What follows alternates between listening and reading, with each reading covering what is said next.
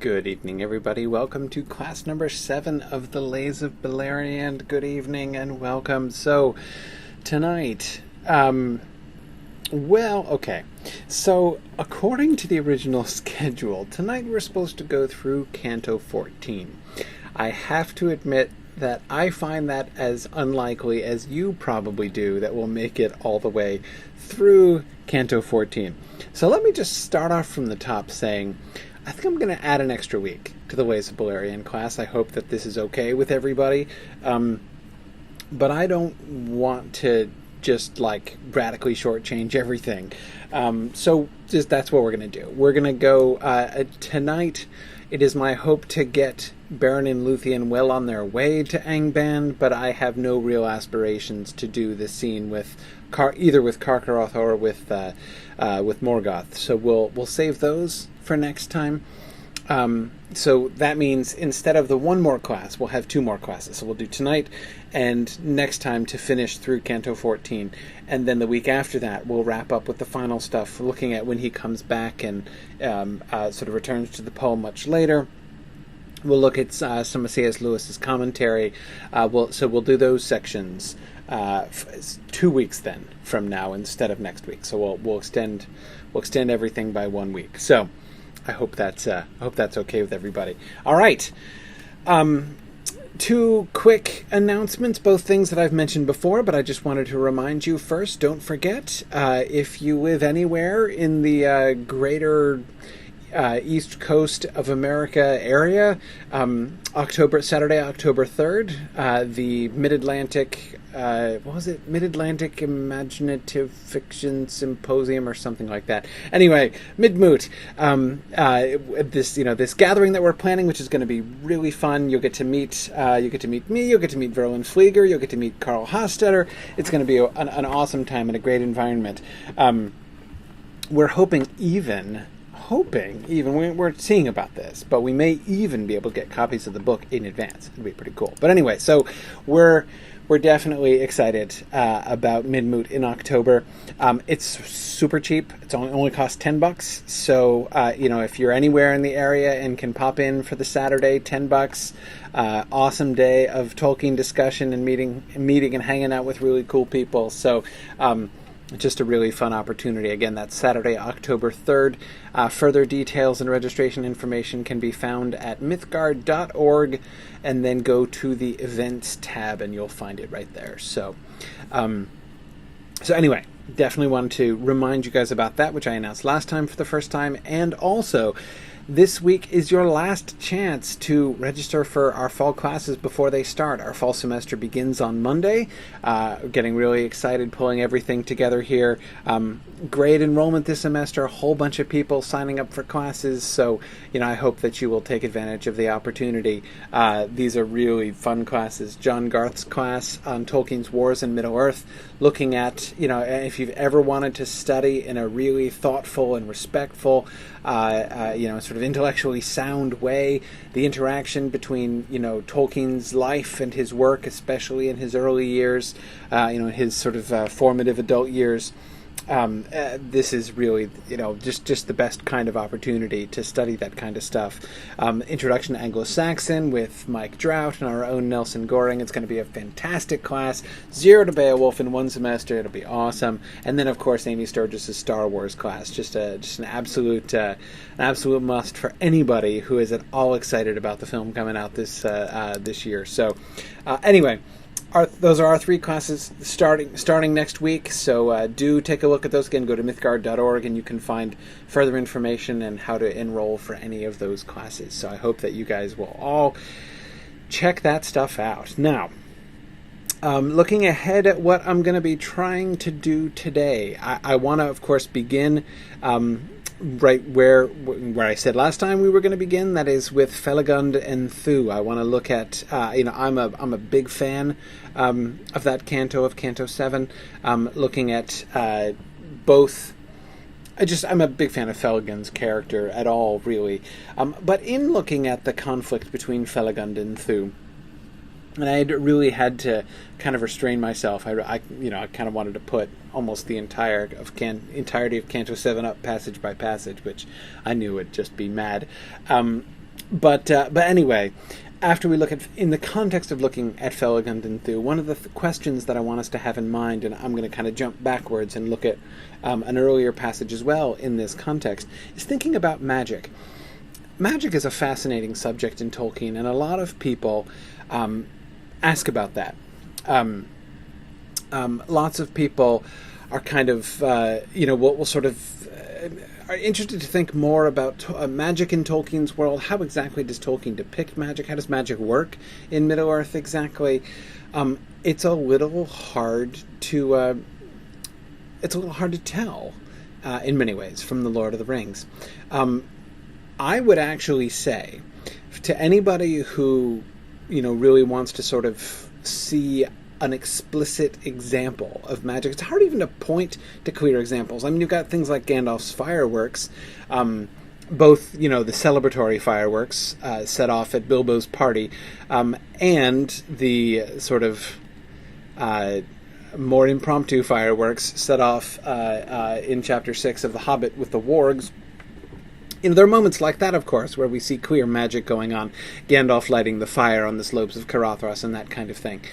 But apart from that, elf magic, for instance, you think about the kind of magic that Sam wishes he could see. Sam says that he's heard old tales about magic, and he's always wanted to see some magic done like he's heard of in the old tales, right? What old tales has Sam heard exactly? Where do we see this magic being done that Sam is talking about? Well, I have a theory, and my theory is that it's here in this poem, actually. And again, I would, for my money, the clearest illustration of magic in action in Tolkien's Middle-earth works is here in the Lay of Leithian, both in chapter 7 with Thu and Felagund, and then also in Canto 9. With Luthien, but also earlier in Canto 5 with Luthien. And yes, I just noticed, Sharon, that I just kind of tossed in that little qualifier in his Middle-earth works, because of course Sharon is reminding me that there are magic spells performed in Roverandom, which is very true.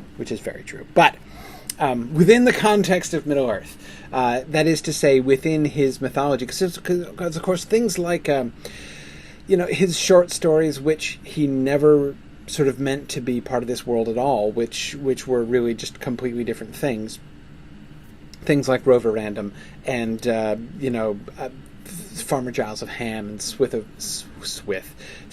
Wootton Major, and those kinds of things. He was sort of less consistent in thinking through things because he wasn't envisioning them as part of this picture, whereas any of these stories that were attached to his mythology have sort of more kind of weight to them. And we can see from the Book of Lost Tales project on, we can see him really starting to synthesize and see how these stories kind of all can hang together. Of course, I casually mentioned those other stories which really are meant to have nothing to do with his mythology. I would, of course, kind of include The Hobbit in that category too, originally anyway. But that's a discussion for a later point, like maybe in an hour or so. So I do want to pause to go back to actually not just be looking at Thu versus Felagund, to be thinking about magic and the operation of magic in particular. And then I want to shift, and you can see how long I'm taking even to just give my outline. You can tell I'm unlikely to be enormously efficient, but then at the end I want to be really focusing on that theme of release from bondage, right? What does the Lay of Leithian mean? In what sense is this the song, the story of release from bondage? And I think from the rescue of Beren through their trip to Angband, we can see this kind of coming up in several different ways. There are, of course, many literal times in which people are held captive and then set free, right? Luthien Beren when he's taken before Thingol, Luthien when she is kept up in the she's kept up in the tree, and Hirelorn, Luthien again when she is taken captive by Celgorm and Curufin, Beren when he's taken captive by Thu. So there's plenty of literal captivity and literal settings free in this poem. But of course, I think just when we read the rest of it, there's plenty of other reason to think that, of course, this story is interested in much more than the purely literal imprisonment and release that we see repeated, as a motif throughout this story. So I want to be looking a little bit more closely at the scenes, especially at the end, where Beren is trying to convince Luthien to stay behind him when he tries to leave her behind. So I have no ambition to get further than that tonight. So we'll see how well I do. Okay. Let's go back to Felagund here. Okay. My subtitle here, of course, dressing Tawr Nafuin fashion. Of course, I'm thinking about Sam telling Frodo that they had better dress Mordor fashion as they're in Mordor, right? And of course, we can see, Sam and Frodo obviously are not the first ones to do that. Anyway, okay. The poisoned spears, the bows of horn, the crooked swords their foes had borne they took, and loathing each him clad in Angban's raiment foul and sad. They smeared their hands and faces fair with pigment dark, the matted hair all lank and black from goblin head they shore, and joined it thread by thread with gnomish skill. As each one leers at each dismayed, about his ears he hangs it noisome, shuddering. Then Felagund a spell did sing, of changing and of shifting shape. Their ears grew hideous, and agape their mouths did start, and like a fang each tooth became, as slow he sang. Their gnomish raiment then they hid, and one by one behind him slid, behind a foul and goblin thing, that once was elven fair and king. Okay. What do you see here? What do we notice here? And of course, one of the things that I do have in the back of my mind here again is that here we see magic being done, right? Here's a bit of elvish magic. I can't promise that this is I'm not saying this is definitely the story that Sam heard that he was referring to, but it's certainly the kind of thing, seems to be, a bit of elf magic. So yeah, Steve, there is a lot of shape shifting in tonight's readings, isn't there? It seems to be definitely a major thing. Sharon has a good question. She says, "What does it mean that Felagund can do bodies, but he can't do hair?" Yeah, notice the combination here. It's one of the things that's really striking to me, right? I mean, you think if Felagund is going to sing a song, or he's going to sing a spell of changing and of shifting shape, if he is going to now, is it true? What exactly is happening there? Right? Is he forming an illusion, or is he actually altering their shape? I'm not quite sure exactly what kind of spell is being done here. Again, is it their perception that's being altered, or is it their actual form? I don't really know. But of course, the really striking thing is that the paragraph before that, we get this description of the much more mundane costuming that goes on, right? Not only are they actually, joining the orc hair to their own hair so that, they've got the sort of, nasty orc hair hanging down around, the noisome, which is not a great word for, you're having a bad hair day when your hair can be described as noisome. But anyway, so they've got the noisome hair hanging down around their ears, which they're joining thread by thread with gnomish skill, right? Is there elf magic involved in there? Well, if there is, it's a different kind, right? They're not singing spells. They're just very skillful, right? So, presumably, men on their own would have a harder time pulling this off, right? The elves are just, the gnomes with their gnomish skill are I think just sort of more adroit at doing this kind of thing. But notice there's even simple things, right? Not only are they actually taking the armor and weapons, right, so as to disguise their clothes, to put on the clothes of the enemy, but they're even smearing their faces and hands with dark pigment, right? So again, we have this very mundane disguising of them, and then Felagund sings, right? Why? Well, their ears.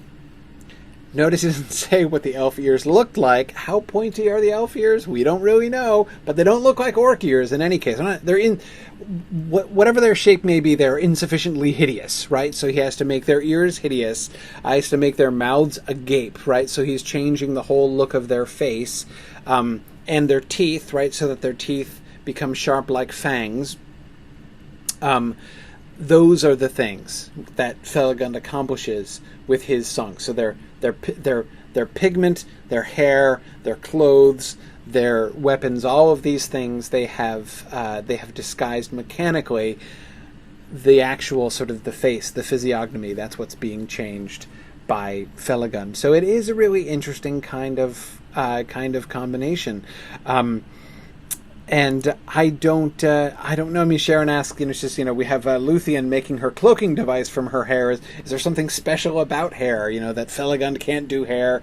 Thingol uses, or not Thingol, certainly. Luthien uses, sort of hair as a medium. I don't really know. Yeah, Steve Holly is wondering if this is sort of the opposite of a glamour. Instead of turning into something fair, it's turning it into something foul. Yeah, I mean, there's no comparable word. There isn't really an opposite of glamour exactly, at least that I can think of. But yeah, and Nancy, you're right to point out that, of course, it is gnomish skill, and I think we can take this in a couple ways, right? On the one hand, again, it just does seem to refer to the mechanical skill of the elves, but also it's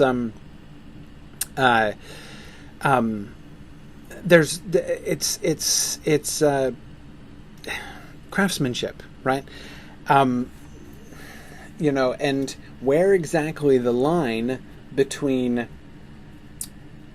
craftsmanship, art, and magic fall is often pretty. It's one of the things that's so hazy about magic in Tolkien's world, right?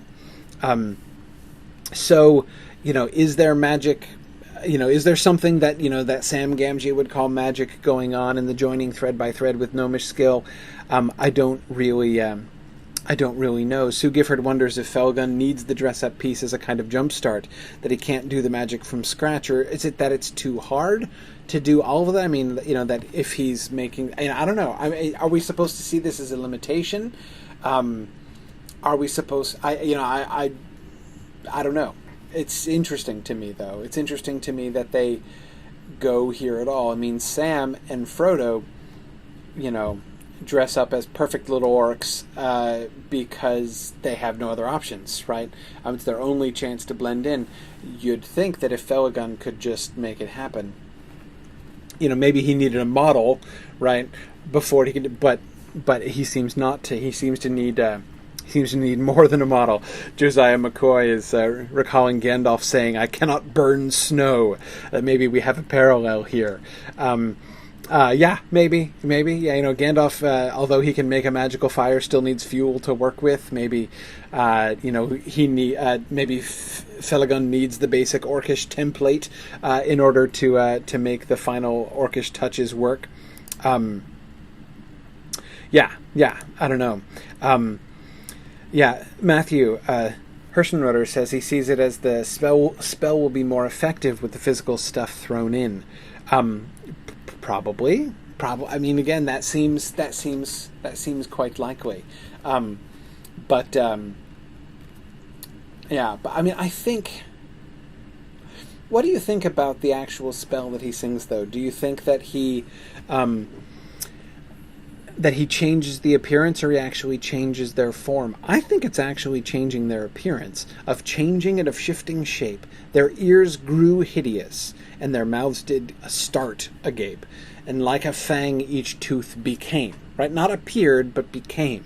It sounds like he's actually changing them physiologically with his spell. Again, that's how I take that. I could be wrong, but that's how I take that.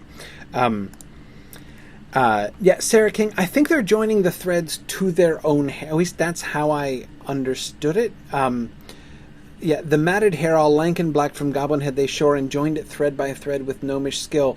I think, Sarah, I guess I was assuming that they were joining it to their own hairs. Or I suppose they could be joined to each other like a wig. Guess I was making an assumption there, Sarah. I was envisioning that. But, yes. Karita says, I was imagining them sewing weaves. So was I, Karita, I think. Something like that, anyway.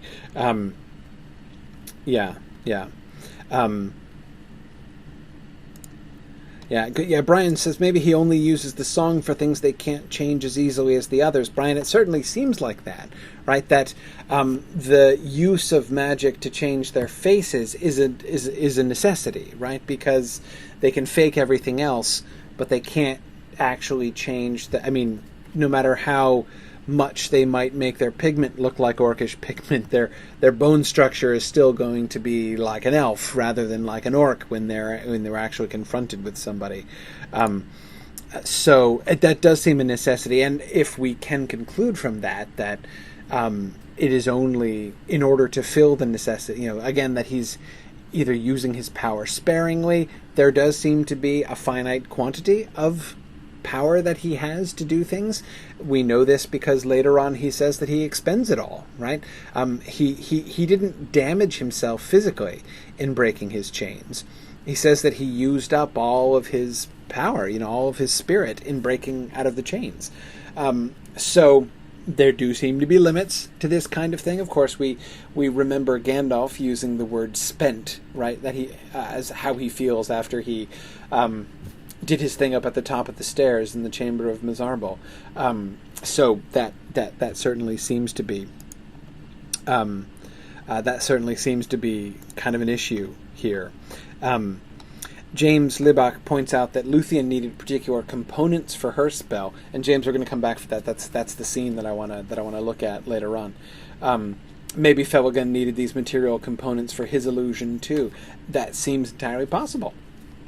Again, that's what's so much fun about these passages, because it's so rare that we get a moment like this where we have, again, I keep coming back to Sam's words there in Lothlorien, right? He says, there's magic all around, but you never see anybody doing it, right?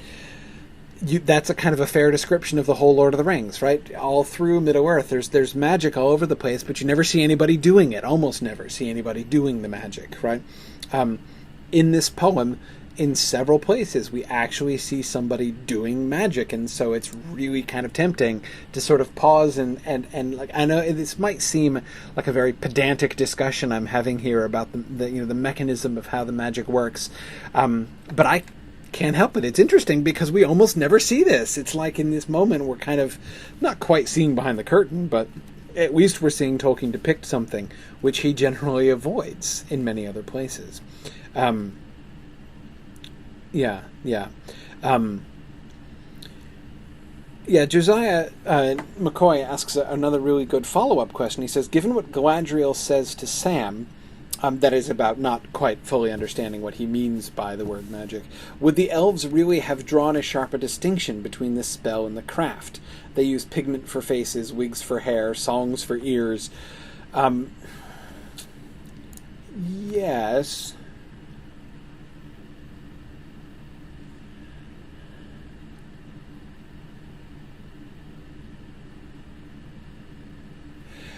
I mean, yes, Josiah, I'm sure that, Felagund and the other of the elves there might perhaps think that the distinction that we would draw between the merely mechanical disguise elements and the obviously magical disguise elements that perhaps we're making a big fuss about nothing, or kind of missing the point in making that distinction. And I do think, as I said, gnomish skill seems to me a fairly evocative phrase in that way that could mean much more than just, highly advanced manual dexterity, right? It's likely to be connected with gnomish craftsmanship and therefore with what Sam Gamgee would undoubtedly call magic. Arthur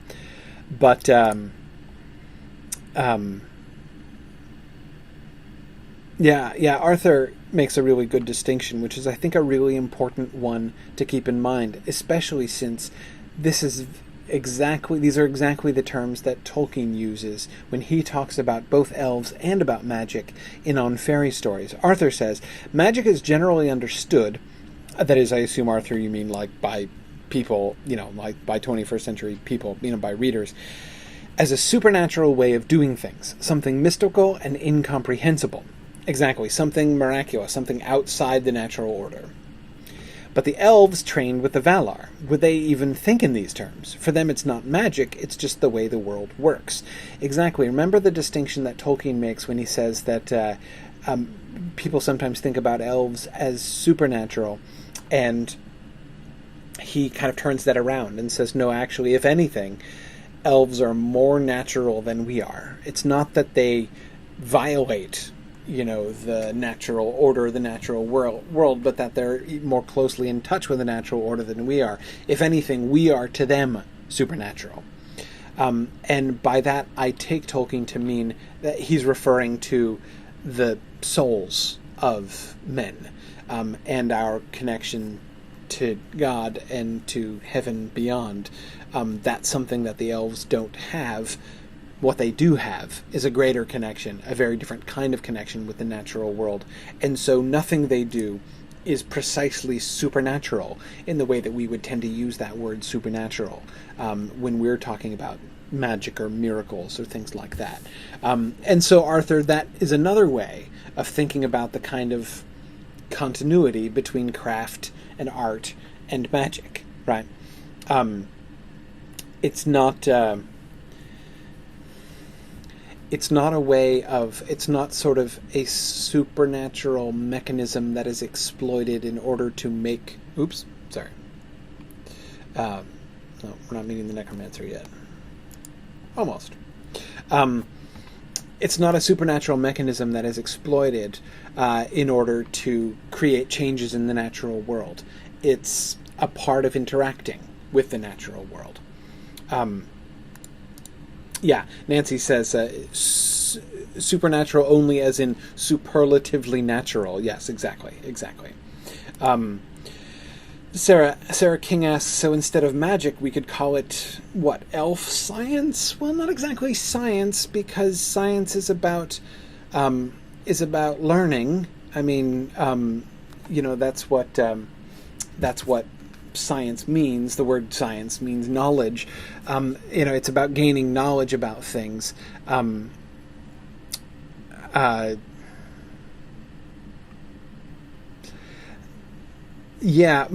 Michael, I agree. It's more like art than science, I would say. That is less abstract and clinical. You think about the kind of distance that's involved in science, right? You have the kind of objectivity and the sort of distance that has to be established between the scientist and his object of study, right? That seems alien to the elf world as Tolkien depicts it. But art is very much more in sort of line there.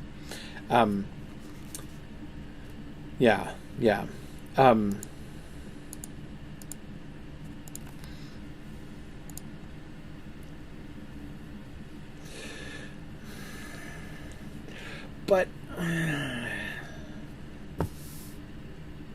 okay, a couple people, Karita and Arthur, are both are both talking about, okay, so Karita says, most highly honed skills seem like magic to the unskilled, and Arthur is recalling Clark's quotation that any sufficiently advanced technology is indistinguishable from magic. Sam sees magic and Galadriel sees skill.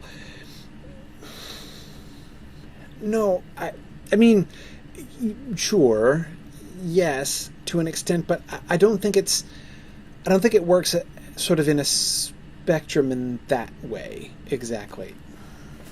Because again, it's about art, too.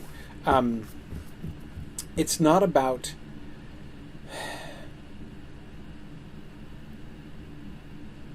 To think about it that way implies that, at least theoretically, a human who practiced really, really hard could have a skill which would be like to gnomish skill, and therefore would be something which, like Sam Gamgee, would call magic. But I don't think so. I think there's a difference in kind. It's not just a question of degree, even if the degree is one of skillfulness. There seems to be a difference in kind here as well, and the yeah.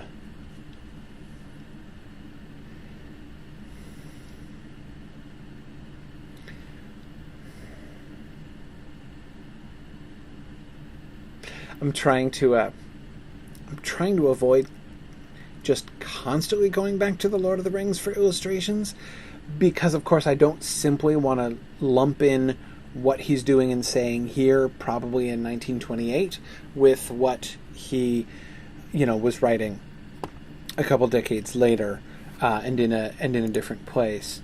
Yeah.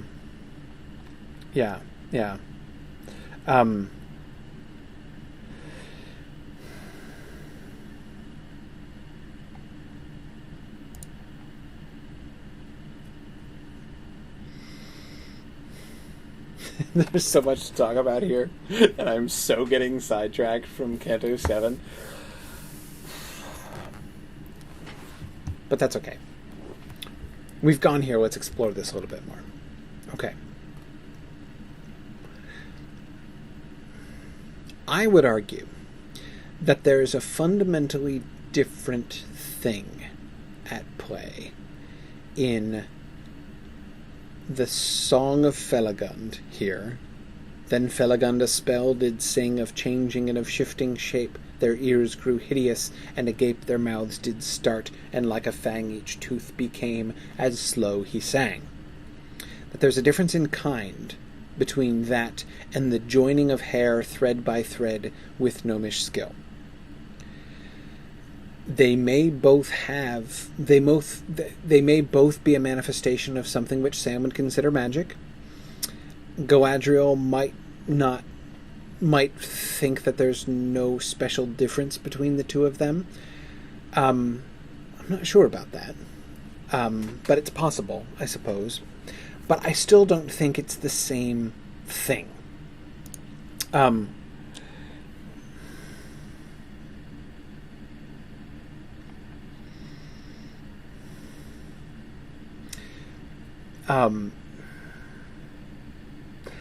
Think about several of you are pointing to people like Saruman, and and possibly Saruman,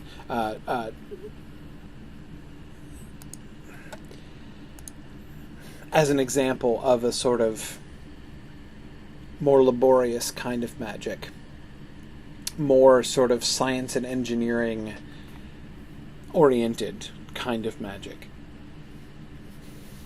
Yes. But again, I would say there's a difference in kind here between Saruman's attempt to make a ring of power and Felagund's song. That song, singing a spell of changing and of shifting shape.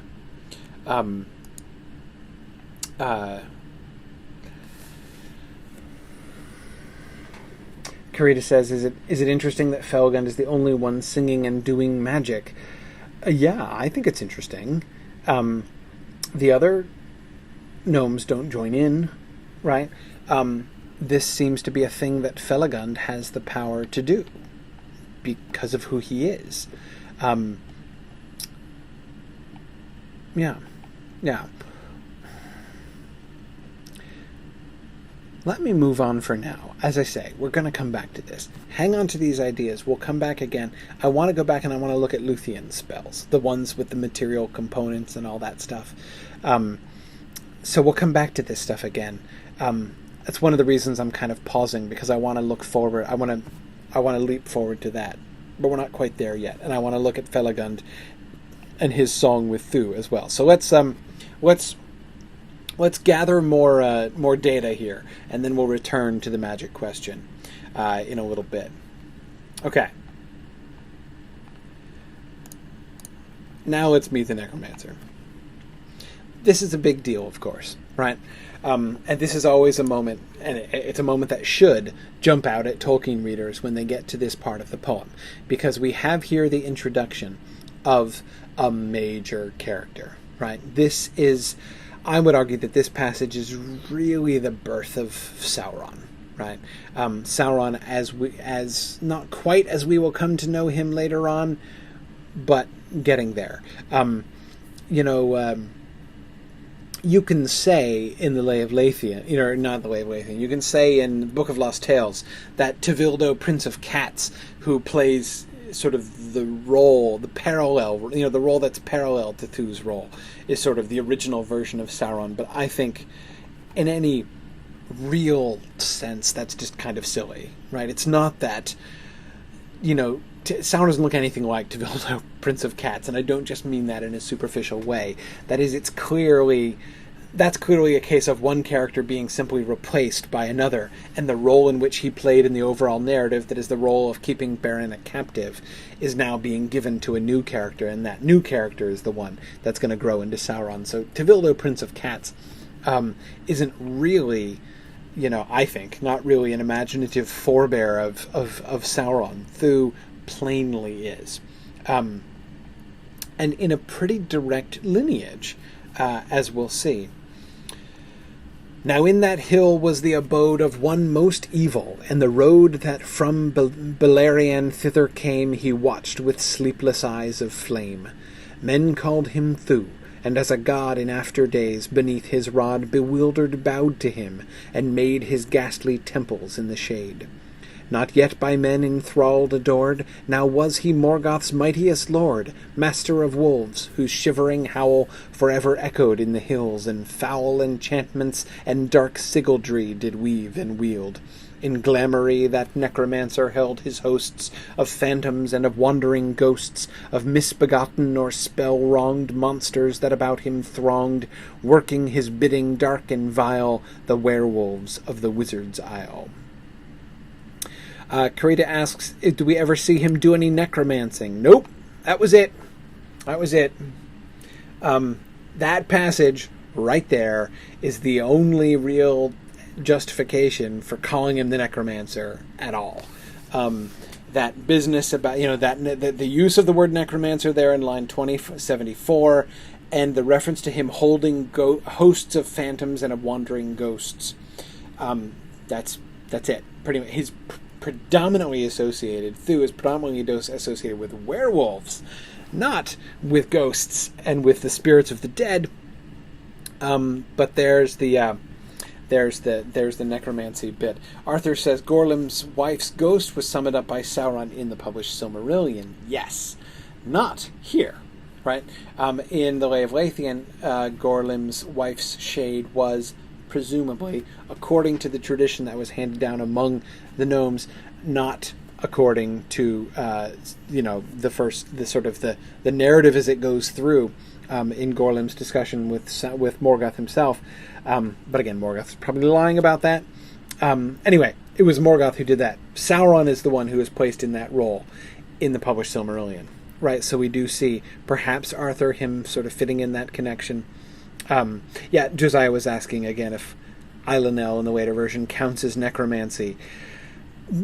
Josiah, I don't know that I would. I mean, it's like it's like first cousins with necromancy because he's a spirit of the dead. But there's no indication that the shade that he sees is actually the shade of Eilunel, that there's any, sort of legitimate necromancy going on. It's just an illusion, right? As far as we can tell. So yeah, I don't actually know that there's any reason to think of to think of that. Sharon, it is weird to that reference to him being worshipped as a god in ghastly temples is really, really interesting. And what I am most interested in there is the glimpse that we get. Like I said, this is the birthplace of, I consider this passage the birthplace of Sauron. Okay, not only because we can begin to see some elements associated with Sauron that he will never lose. Most notably, of course, everybody notices the sleepless eyes of flame, right, with which he watches the road. So that certainly is going to be a lingering characteristic of Sauron's down the road. But it's that god reference, right? Men called him Thu, and as a god in after days, beneath his rod bewildered bowed to him, and made his ghastly temples in the shade. Okay, what does that mean exactly? What after days are we talking about? In the context of the mythology as it currently stands here in the late 20s, the after days have to refer to after the fall of Morgoth, right? And we think back to the Book of Lost Tales and to the, sort of patchy end of the Book of Lost Tales and the sort of, the scraps that Christopher Tolkien was able to kind of toss us about where his father's thinking seemed to be headed in the end of Lost Tales, both at the beginning and where his thought was originally heading and where his thought shifted to at the end. As you recall, it gets quite complicated at that point because he didn't finish the thing. But there was clearly, Morgoth was going to be bound. That happens. Right, so the war with the elves who return to Middle-earth and fight the war against Morgoth and defeat him, and Morgoth is chained. But then there's still history after that, and that history incorporates still sort of the downward slide and the fading of the elves, and bad stuff still has. It's pretty clear that although Morgoth has been chained, it's not like peace and harmony and unending joy has come to Middle-earth, right? That's plainly not the case. So we see him, but he had never envisioned, there was never, unless I'm forgetting something, never in any of those scraps or thoughts that Tolkien had about how the story was going to end, there was never a central antagonist. There was never a successor to Morgoth that rose after Morgoth's chaining. Explicitly, that is, we've never before had that explicit successor figure. Here we do, and again, this seems to be the first place where that idea has come up. Okay, so there's still a lot of bad stuff going on in the world, even after Morgoth is chained. This guy, Thu, he's the one who's going to be sort of at the heart of he's going to be a ringleader of that. He's going to be the second generation bad guy after Morgoth is enchained. This seems to be the idea there. Brian Dimmick asks a great question. Is there still the idea that the first age is the earlier history of our world? Yes. In fact, that idea was much stronger, much more explicit in these early days of Tolkien's thought than it became later on. That concept becomes more and more vague as time goes on. That is, like, you think in The Hobbit, he refers to the fact that this took place long ago, that you can barely ever see hobbits anymore, right? Because, we make sounds like elephants coming along, which they can hear a mile off, right? You get references like that. In The Lord of the Rings, there's very little to tie it to anything within our history, other than the references in sort of the framing material that it takes place in the the northwest of the old world, vaguely somewhere, right? it was much less vague, and it was very geographically determinate in the earlier versions. When we have England, in particular cities of England, and particular, the Hengist and Horsa, the famous figures in the Saxon invasion of England, in the beginning of the Anglo-Saxon period, are characters in the story, right? Are related to people like Earendel, or it's very, very much tied at particular moments in Earth history. That's part of the original conception. So absolutely, Brian, it is safe for us to think about that. But I would qualify, Brian, he doesn't talk about the first stage. That phrasing doesn't come in until later. There is not a first, second, and third age of this ancient history. There's the ancient world of the Eldar, of the elves, and then there's our world extending back through, the Anglo-Saxon period. The Anglo-Saxons, of course, are the beginning of the modern world. We don't call that the modern world anymore, but again, compared to the ancient history of the elves, all that stuff, sort of recorded English history is all the modern world in comparison. So it's all pre-modern, but it has explicit links to that. Okay, good. Yeah, Yana, exactly. Tevildo was certainly not going to be Morgoth's successor. Absolutely not. And again, Yana, that's a really wonderful point. Again, those of you who are in the Book of Lost Tales class will remember, and I hope those of you who weren't in the Book of Lost Tales class, I hope I've referred to it often enough to inspire you to want to go back and read the Book of Lost Tales and maybe watch the recordings of those classes, because it's real helpful. But anyway, okay, so in the Book of Lost Tales class, we were looking at how specifically that figure, the Tevildo, Prince of Cats figure, his role in not only in the story but in the overall mythology was completely different, right? Rather than being a part of an ongoing story, he became part of this sort of mythic background, but that particular kind of myth, that sort of explanatory myth, right? Tevildo was there in part to fight with Huon and explain why dogs and cats hate each other to this very day, right? And why cats and dogs don't get along.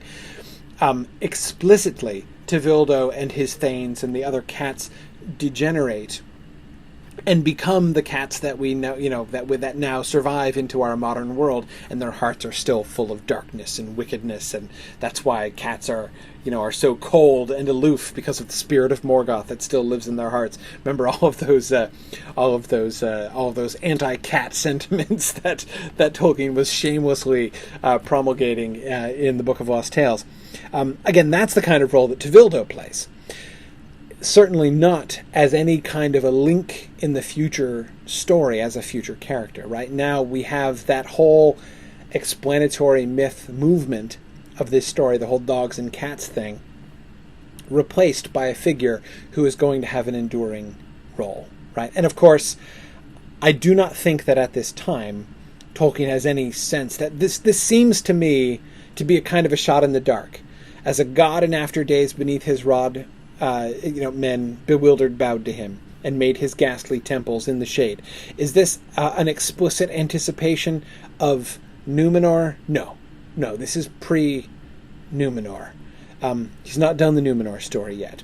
This is pre-Hobbit. This is pre-Necromancer. That is the Necromancer that we meet in the Hobbit. This seems to me just sort of a shot in the dark, that at this moment Tolkien seems to kind of come across this question, that Thu seems to have presented himself here as somebody who could be the successor, somebody who could be the sort of second string Morgoth, when the first string bad guy gets taken out of action, right? And that seems to be the old, and when that happens, it would make sense that men in the benighted post-elf days are probably going to worship him as a god, and make ghastly temples to him. That's doubtless what the kind of relationship that Thu would attempt to have with men, and they, in darkness and ignorance, would probably do that. But of course, those lines have, through as the Numenor story develops, as the Third Age of Middle-earth comes into being, those lines end up having a huge afterlife, right, in Tolkien's writings, and which is just one of the things that makes this passage really cool. And he is, as Karita, as you noticed before, yes, he is indeed using sigildry, right? Sigildry being a favorite word of Tolkien, especially in this era. He uses the word sigildry a lot, even if people don't understand what on earth he's talking about when he says that. He got challenged on the word sigildry in one of his other poems, the Errantry poem, and he says, but he can immediately quote, no, it's used like twice in really obscure Middle English works. So there, it's a real word. But he sure loved it. I think it's pretty safe to say I would bet that Tolkien used the word sigildry more than any other English author ever, actually. But anyway, okay. Right. Look. Ritual says are the spell-wronged monsters basically cursed creatures? That's what it sounds like. Spell-wronged. Something has been done to them against their will. Right. This is not a reflection of them being evil or corrupt, but of them.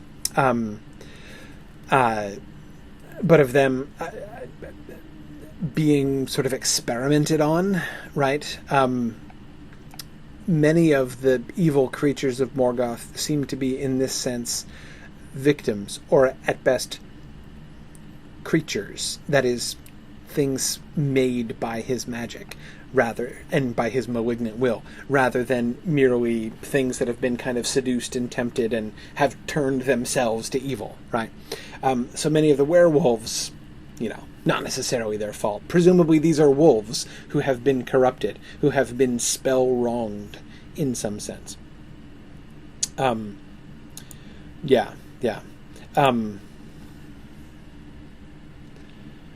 Jordan Sunderland asks, when did Tolkien start on the Numenor story?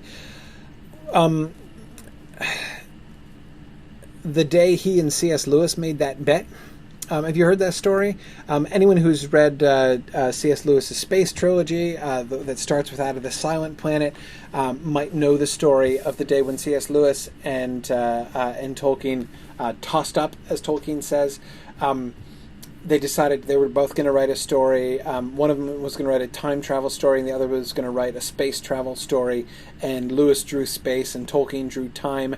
And Lewis's space travel book became Out of the Silent Planet and grew into the Space Trilogy. Tolkien's time travel book was The Lost Road, which he began and didn't finish. Surprise, surprise, Tolkien didn't finish something. And that was, it's not distantly removed from this. That was in the 30s. The Lost Road was one of the things, with the Lay of Leithian, that he sent to his publisher when Alan and Unwin were looking for a follow-up to The Hobbit. When The Hobbit was doing really well, he was like, well, I have this thing, The Lay of Leithian, and I've started this other thing, The Lost Road, which he sent to them. So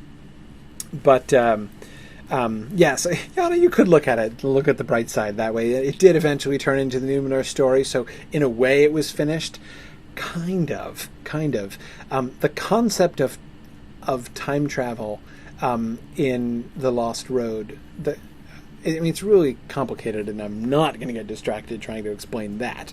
But he carried that on again in the work that's called the Notion Club Papers, and that was written after The Lord of the Rings, so that was substantially later than The Lost Road, but he's coming back to the same kind of idea.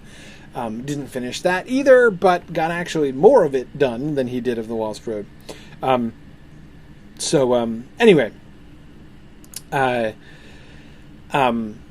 it's kind of unorthodox time travel. Yeah, Yana says it seems more like dream vision than time traveling. Yeah, in a sense, it's complicated. But he kind of explores it a little bit more explicitly in the Notion Club Papers than he did in The Lost Road. But anyway, neither of those are what we are reading here tonight. But anyway, that's where the Numenor story comes in. So again, But the point is, for Thu, it's not there yet, right? All that stuff is still not even envisioned yet, so far as we can tell. Okay.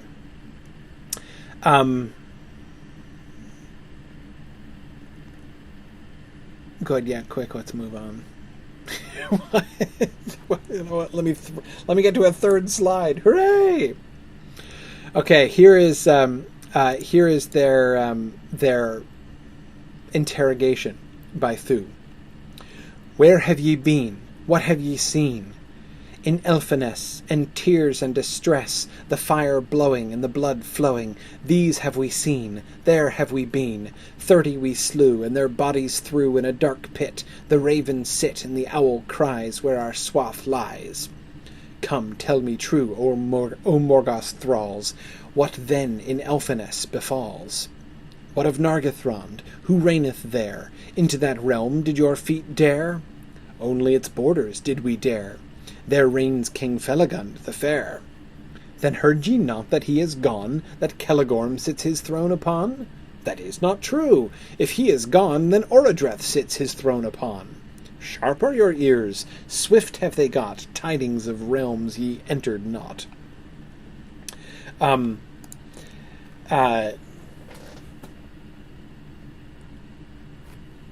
What do you notice here?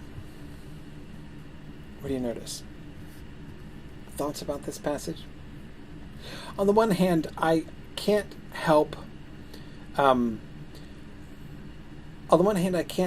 but think that this particular moment, the interrogation by Thu, strikes me as a bit of a failure. It doesn't really work all that well. There's a really odd mixture of cunning and simplicity going on here, right? Both sides, both Thu and Felagund, seem unjustifiably dumb in the course of this conversation, right? I mean, first, the one that Christopher Tolkien points out, the fact that, you know, when they give their disguised names, right, and their disguised names are you know, Dungalef and Nereb, just their real names backwards. And even Christopher Tolkien points out what an oddly transparent tactic that is, given the context that right there he says the name of King Felagund, just in case you forgot about Dungalef, which I just said my name was. I mean, it seems like, okay, that's really, really obvious. And similarly, but Thu appears to buy it because it's like too sophisticated for him. Christopher, trying to look on the bright side, says maybe it was too simple for the, you know, over-cunning mind of Thu. Maybe, but at the same time, Felagund, not only in sort of the simplicity of his of his fake name, but even, I mean, to be sucked into, you know, that is not true. If he is gone, then Orodreth sits his throne upon. It's like, dude, seriously? Like, that's not good method acting by Felagund at all, right? Why would any orc who just by his own story barely entered the borders of Nargothrond, why on earth would he know that and say that? He seems to sort of respond without thinking. And so, you know, it just... I find the tension of this moment seriously undermined by thinking that both of them should be way smarter than they come across sounding in this passage. Yeah, now, Lee Smith says, the sing-song cadence and simplistic rhymes make them sound less intelligent as well. It does have an impact. That is, to me, one of the more interesting elements of this, is that the meter shifts. You notice how the meter shifts? Absolutely, Karita, you have got it. Karita says, why do I have "It bore me away, wetted with spray" in my head? That is, she's thinking of the poem of the Sea Bell in The Adventures of Tom Bombadil. Karita, I bet you're actually thinking of Looney, the original version of that poem. Karita's a good reason you're thinking about that, because this does, in fact, you're thinking about that because you took my Tolkien's poetry class and now have a highly honed ear for Tolkien's use of these cadences. notice the characteristic. How do these lines differ? How do these lines differ? How has he Christopher Tolkien mentions he shifts the meter. Okay, yeah. How? How does he shift the meter? How's it different?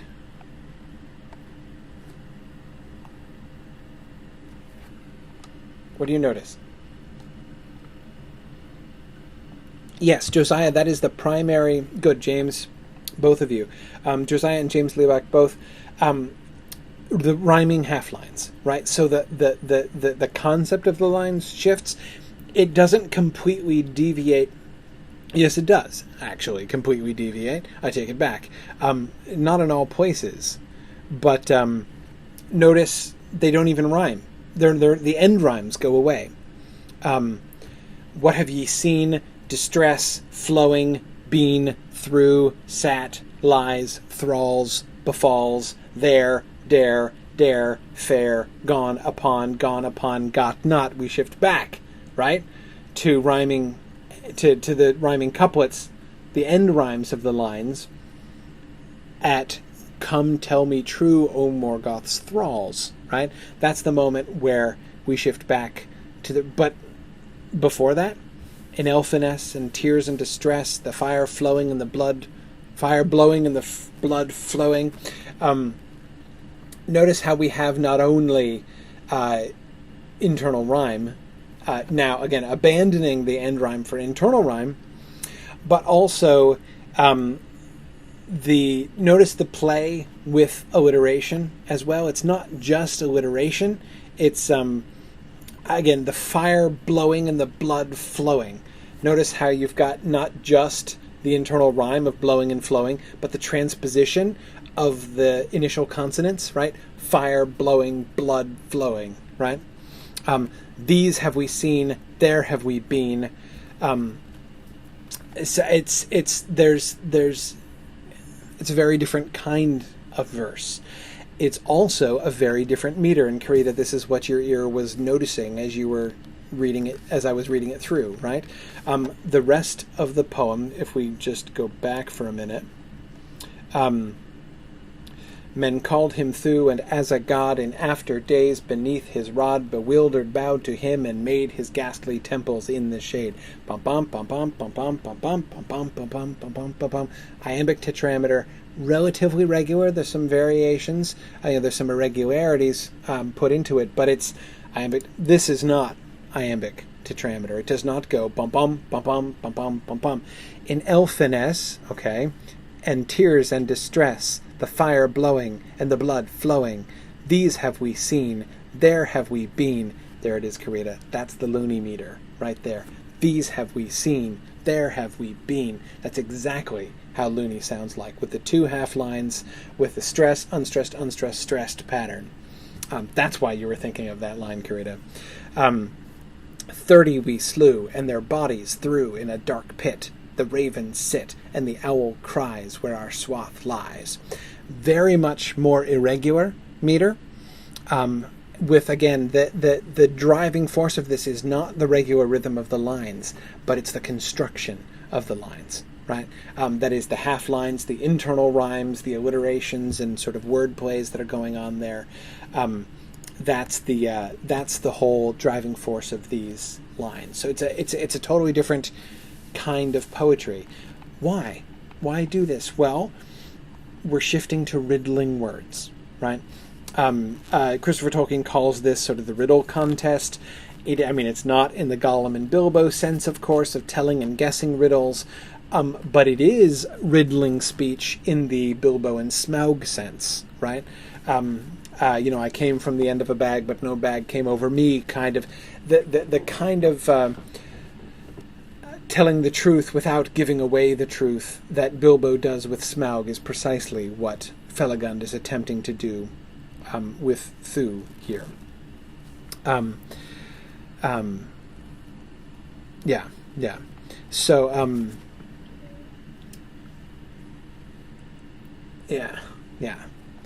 so I think it's really interesting that he's we can tell the breaking of the rhythm is, I think, really important here, as it draws our attention to how carefully crafted this is. again, another reason why I get disappointed that although I like how the lines are crafted, the concepts don't seem to be so well crafted. That's why it bothers me, because I feel like the big picture sort of conception, the big picture idea of the riddles, the way that not the way that it's done, but what actually is being said in the riddles, strikes me as I say, kind of disappointing on both ends. Here's another interesting moment. The Orc's Creed that we get, right? Nereb looks fierce. Why is he looking fierce? Why is old Nereb looking fierce? Well, he's looking fierce because Thu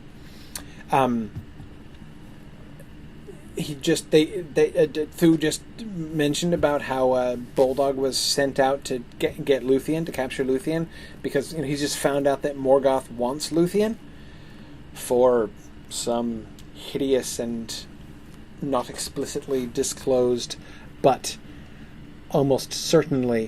quite certainly unsavory purpose.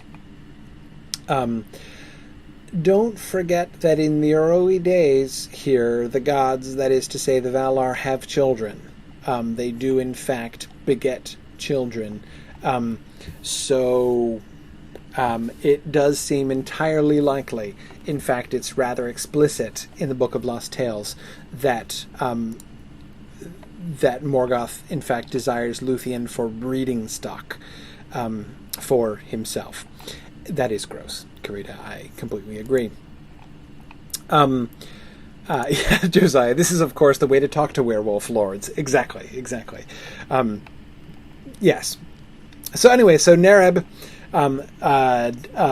is looking fierce and his frown is grim. I mean, he's got that like big fangy agape mouth thing going on, so he probably looks pretty frowny and grim anyway, but again, the narrator's, little Luthien, what troubles him? Why laughs he not to think of his lord?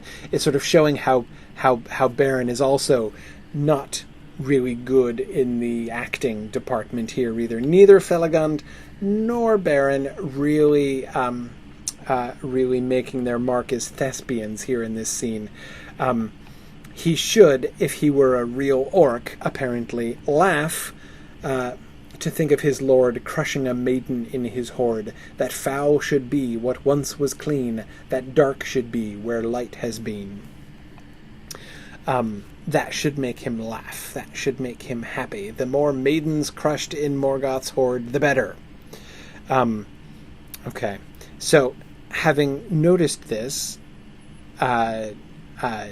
Thu then goes on to press them to repeat the Orc's Creed. Whom do ye serve, light or murk? Who is the maker of mightiest work? Who is the king of earthly kings, the greatest giver of golden rings? Who is the master of the wide earth? Who despoiled them of their mirth, the greedy gods? Repeat your vows, orcs of Bauglir. Do not bend your brows. Death to light, to law, to love. Cursed be moon and stars above. May darkness everlasting old that waits outside in surges cold drown Manwë, Varda, and the sun. May all in hatred be begun, and all in evil ended be, in the moaning of the endless sea. Okay. Yes, Sharon, greatest giver of golden rings makes us want to think of the Ring of Power, but we should not, no, we certainly should not think about the giving of the Rings of Power. No, the greatest giver of golden rings is merely a reference to him being a king and the distributor, of great treasure. Ring giver, of course, is one of the common kennings for kings in Anglo-Saxon poetry. So yeah, no, that was a thing. It has nothing to do with Rings of Power except indirectly, and as much as the giving of rings of power later on is kind of a play on this to some extent. But anyway, okay.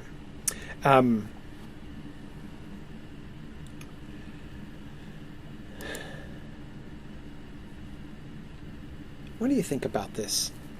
Okay, so the first half they could have bluffed their way through. Well, okay. a good actor could have bluffed their way through. I'm not confident that Felagund and Baron really would have made that work. But whom serve ye, light or murk? Who is the maker of mightiest work? So, notice what is the purport of these questions, right? Where do the answers of these point? I mean, obviously to Morgoth, but that's not what I mean. I don't mean literally or simply in that way. If these are the questions by which you evaluate the allegiance of orcs, it suggests that these are like the essential things, right? These are the questions that Morgoth wants to be the answer to, right? He wants his servants to believe and to say that he is the maker of mightiest work. Okay, that makes sense. He wants to be recognized as the greatest and most powerful. All right. Who is the king of earthly kings, the greatest giver of golden rings? So he is the king above all kings. Okay, right? That fits with what we've seen. Who is the master of the wide earth? That's right, yeah, everything belongs to him. All the elvish kings and everybody, they're just interlopers, right? Okay, who despoiled them of their mirth, the greedy gods? Yeah, who darkened Valinor? That guy, right? Yeah, the greedy gods. Notice the spin there, right? You know, the gods were greedy and selfish. They were hoarding that light all to themselves, and he came and taught them a lesson, right? He showed them who was really king of earthly kings, right? Not them, no way. He just spoiled them of their mirth. Okay, so right. Okay, this all seems to depict Morgoth, right, and his character and his own sort of priorities. Then we get to the actual sort of creed itself, right? Yeah, Nancy Fosberg says, in the theatrical productions in Nargothrond, these guys have to do the costuming and stay off the stage. Yeah, exactly. Yeah, it's clear that if Felagund were to be nominated for an Academy Award, it would be in costuming and makeup, not for Best Actor or Supporting Actor. Okay, but look at their vows now. Okay, right. Repeat your vows. First of all, vows? Seriously? Like they have a creed? This is interesting. This is kind of new. The implication of repeat your vows... The implication to me is that this is something imposed upon them, right? That is to say, the implication seems to be orcs don't act the way that they do purely spontaneously, right? They do it because they have sworn a vow, because they have this creed that they conform to, right? That they hold to. That's interesting. That by itself suggests, again, all alone, just without looking at the vows themselves, just hearing him say, repeat your vows, makes it sound like they have a will of their own, A, because they have to take a vow and then keep it and repeat it, right? But also that their wills are not necessarily naturally and spontaneously inclined to the evil that the vow is going to describe, right? They have to be brought to do this. They have to conform themselves to evil in this way. So that's kind of interesting. Okay, but more. Let's look at the vow itself. Death to light, to law, to love. Cursed be moon and stars above. May darkness everlasting hold. Okay, wait. Let's start off with the first two. Death to light, to law, to love. Cursed be moon and stars above. Okay. So their vow is they're vowing death to light, law, and love. Anytime any of those three things, so it's not just obey Morgoth's laws and not anybody else, but all laws, right? Laws are bad. Order is bad. Chaos is good, right? Darkness is good. Chaos is good. Hatred is good, right? That's their creed. Okay. So it's not love Morgoth. It's not a love Big Brother kind of situation, right? Hatred is good. chaos is good. So even the question of obedience becomes a little dodgy there, right? But anyway, okay, cursed be moon and stars above. That one's a little simpler, right? Okay, who likes the moon and stars, right? That seems a little easier to do. Okay. May darkness everlasting old, that waits outside in surges cold, drown Manwë, Varda, and the sun. May darkness everlasting old, that waits outside. So, darkness everlasting like the void? Okay, I guess. Outside, I assume he means outside of Arda, right? Okay, so in surges cold. So surges, I take surges, this is not, presumably not electrical surges, but like waves, right? So this seems to be a sea, an ocean image. He's imagining the sort of the ocean of darkness. I can't help but think of Gollum's riddle here, right? This thing,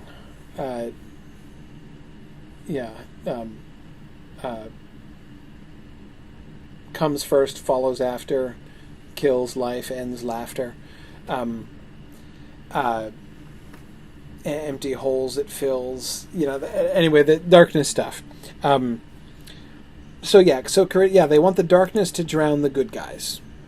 Because we're into darkness, not light. We're into chaos, so let's, all of the orderly beauty of this world, let's drown it all, right?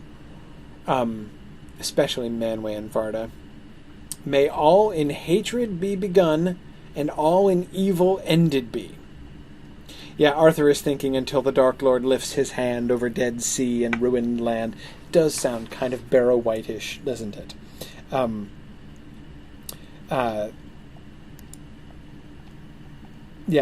Okay.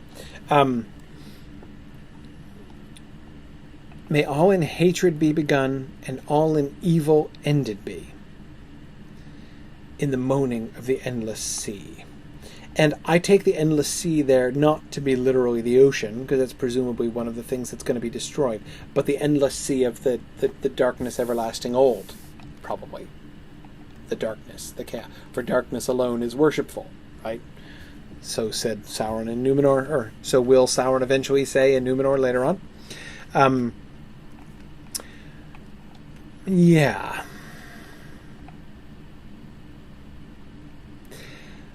I have to admit, I've been accused on many occasions of always talking like I think Tolkien and all of his writings are perfect, and that I never have anything bad to say. One of the reasons for that is simply that I enjoy liking things more than disliking things. So given a choice, and I do have a choice, I can't talk about everything, so I will talk about some things and not of others. I generally choose to talk about the things that I admire, rather than just going through and nitpicking the things I don't like, as that makes you an unpleasant person to listen to and eventually makes you an unpleasant person to be around. But so anyway, anybody who thinks that who likes that will love this class, because I'm going to have to say again, I find this passage, I would have to say I find this passage also to be a bit of a failure, or at least it doesn't all fit together. The first half there, who is the maker of the quest, the catechism he's doing there, who is the maker of mightiest work, who is the king of earthly kings, the greatest giver, that builds up one idea of Morgoth, and it's an idea which seems to be consistent with the way that Morgoth is depicted elsewhere. He does want homage to be paid to him. He does want his laws. Remember, Barahir and Beren were called outlaws earlier on, like as if Morgoth has laws which they're living outside of, and that's a bad thing, right? I mean, if this creed is actually consistently deployed throughout the story, Beren and Barahir should just be like, dude, we're like your best allies, right? We're all about chaos here. We're agents of chaos here in Taurnafuin, so what's the problem, right? Nancy and Thingol is a rebel. Yeah, exactly.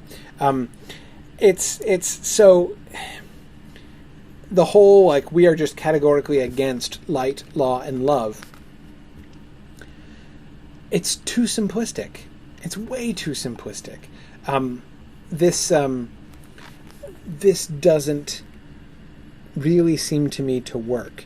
In fact, this is one place.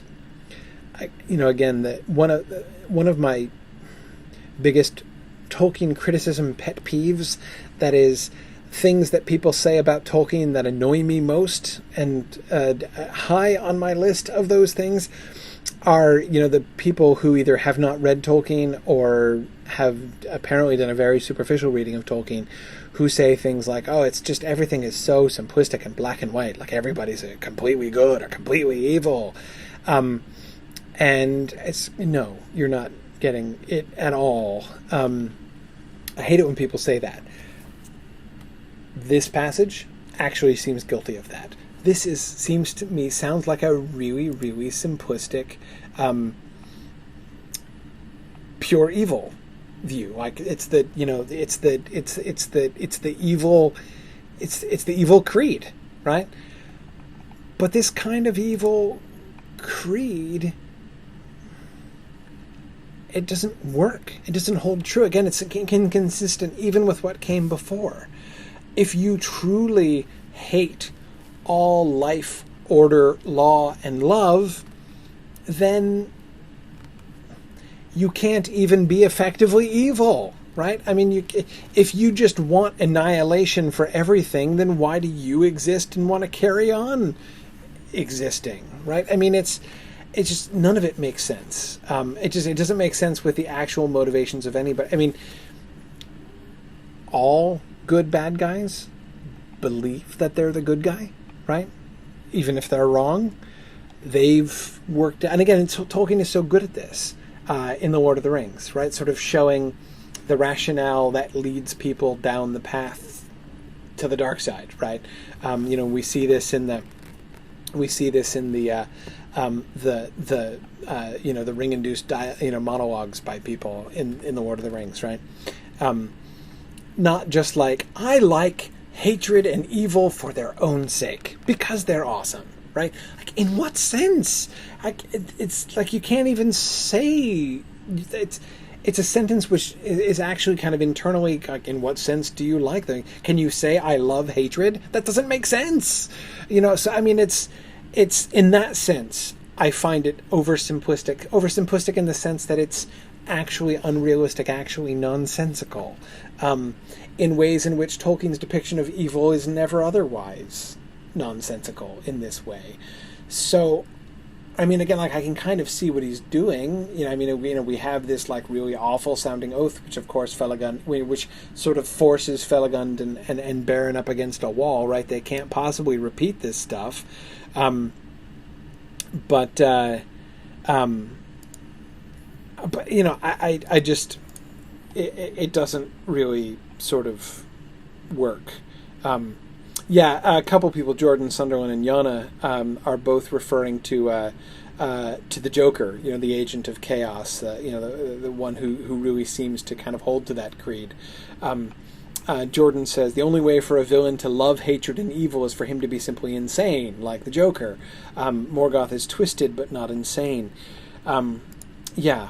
And I know, I mean, there are, people are wanting to suggest ways in which, like, this could just be sort of a way to kind of, brainwash orcs, or, orcs are really dumb, so you have to kind of put things in really simplistic terms. And I mean, yeah, like, it can kind of work in that way, but I don't like how it actually just, to me, points in a completely different direction. To me, it's very discordant, because it's like, that's not true evil.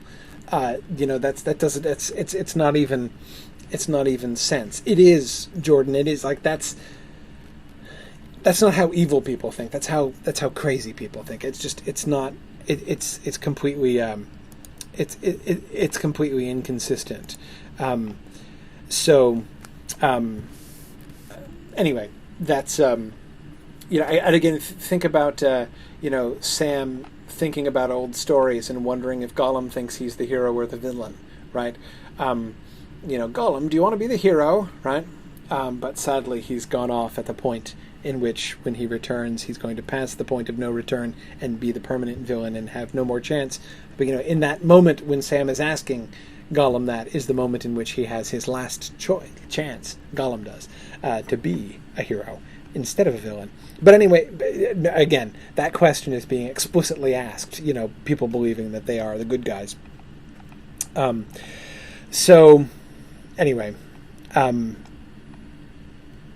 So again, I find this passage sort of uneven. All right, if I even get back to magic now, it's going to be a miracle. All right, let's look at the duel. When his flaming eyes he on them bent, and darkness black fell round them all, they only saw, as through a pall of eddying smoke, those eyes profound, in which their senses choked and drowned. Again, notice we have the power of the eyes of Thu, right? Again, we all recognize an old friend there. He chanted a song of wizardry, of piercing, opening, of treachery, revealing, uncovering, betraying. Then sudden Felagund their swaying sang an answer, a song of staying, resisting, battling against power, of secrets kept, strength like a tower, and trust unbroken, freedom, escape, of changing and of shifting shape, of snares eluded, broken traps, the prison opening, the chain that snaps. Of course, this is the passage which is immediately familiar to all readers of the Silmarillion, right? This is the one part of the Lay of... Okay, it's the second part of the Lay of Leithian that everybody knows. But the first part is only by accident, right? The first part that everybody knows is the metal wrought like fish's mail, bucklers and corslet, axe and sword, and shining shield or laden hoard, right? The Durin bit there, the Thingol bit that gets repurposed for Durin later on. But this, in its genuine context, of course, gets into... This is the moment in the published Silmarillion when Tolkien just quotes the Lay of Leithian, right? He just transitions back into verse. That seems to me extremely significant, right? That in this moment when he's depicting this magical battle between the two of them, it's almost like Tolkien throws up his hands and says, dude, you can't depict this in prose. This is not... It's not possible to do the battle of Finrod Felagund and Thu Sauron in prose. Right, you have to do it in verse. So he goes back to his original verse with some emendations, but few. Most of these lines are very familiar and exactly the same as we see in the published Silmarillion. Which shows, of course, something that we were already seeing in the Disguise passage, how essential song and verse seems to be to magic, right? To making things happen. Notice how their songs work here. He chanted, that is Thu, chanted a song of wizardry, of piercing, opening, of treachery, revealing, uncovering, betraying. Notice the progression. So we get the song of wizardry, of piercing, opening, of treachery, revealing, uncovering, betraying. What happens in those two lines? Notice?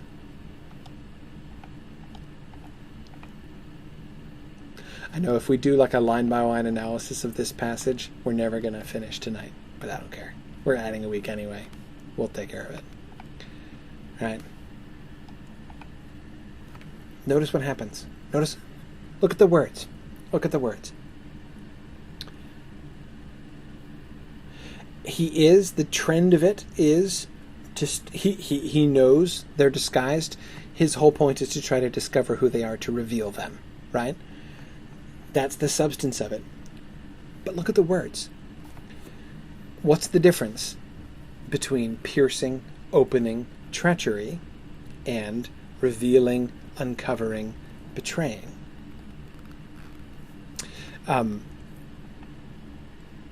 We've got... he chanted a song of wizardry, of piercing, opening, of treachery, revealing, uncovering, betraying.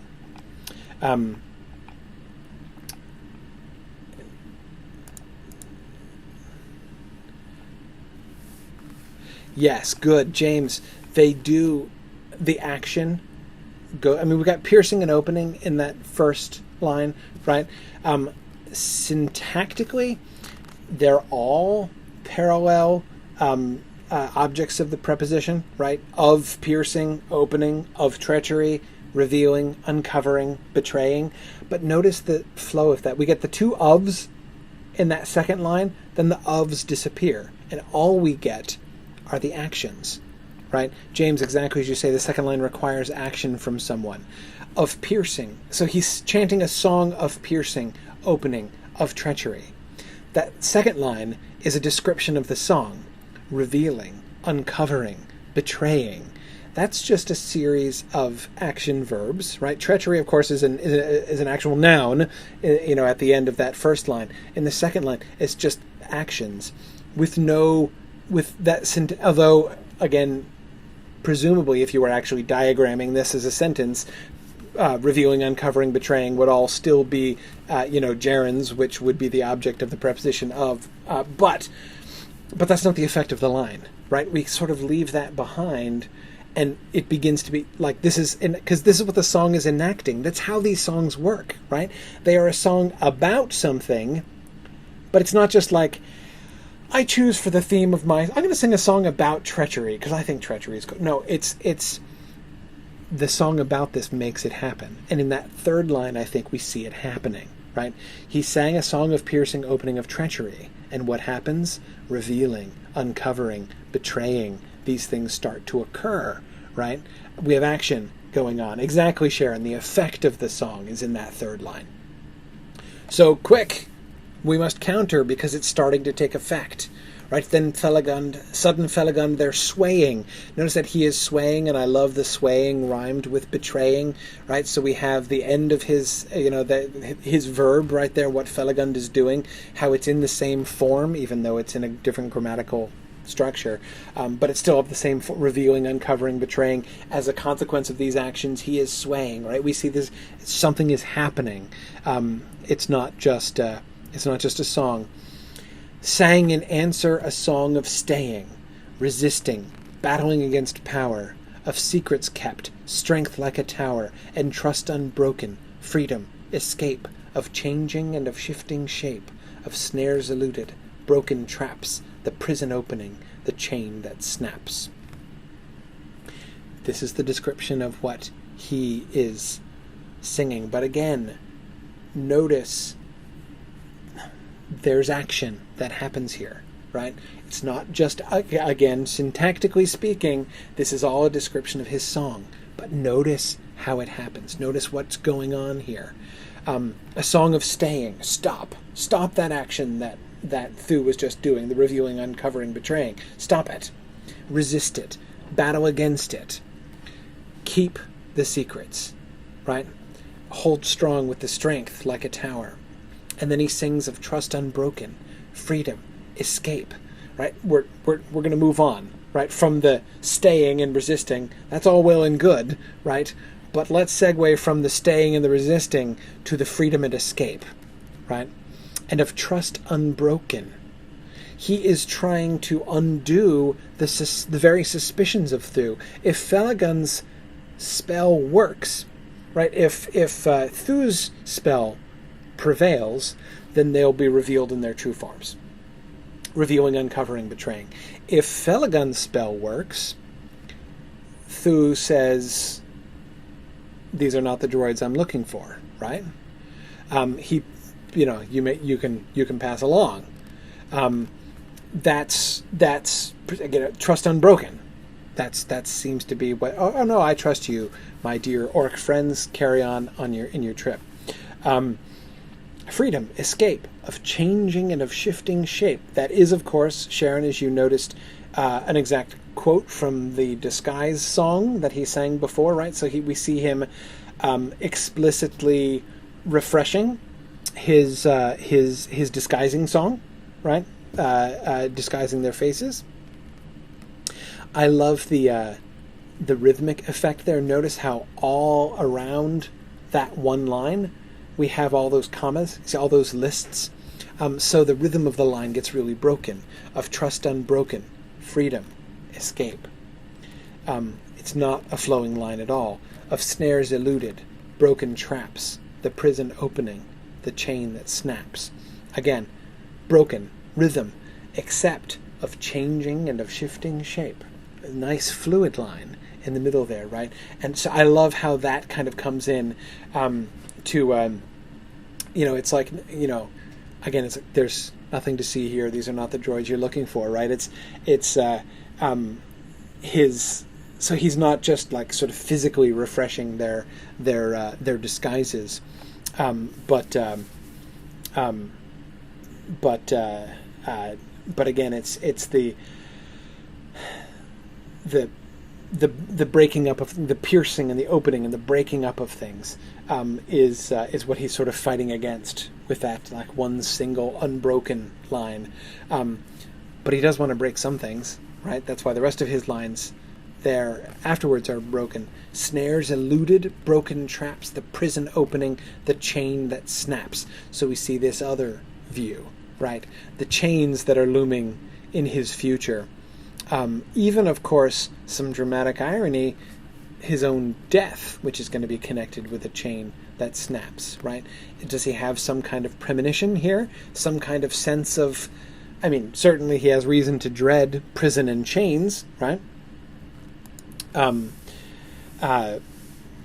Yeah, good. Matthew, I think that's a good point. Matthew Hirschenroder says, I also see Thu's spells trying to work on Baron and Felagund's companions, trying to get them to betray their compatriots, as he explicitly does in the prison, you're right. And Felagund's song works to bolster their loyalty. Yes, I do suspect that is also true. Yeah, good. Joyce has a really great point here. The magic of Middle-earth seems to me to be the rule of naming, she says. The precision of words, the use of song or verse to add emotional power behind the naming of Trust Unbroken in Felagund's song is a precise naming of what he wants Thu to feel. In the Lord of the Rings, we get the lands or the kingdom's proper king when Aragorn names himself, essentially putting aside the Strider persona. I see Tolkien's precision with language as serving as the basis for all magic in his universe.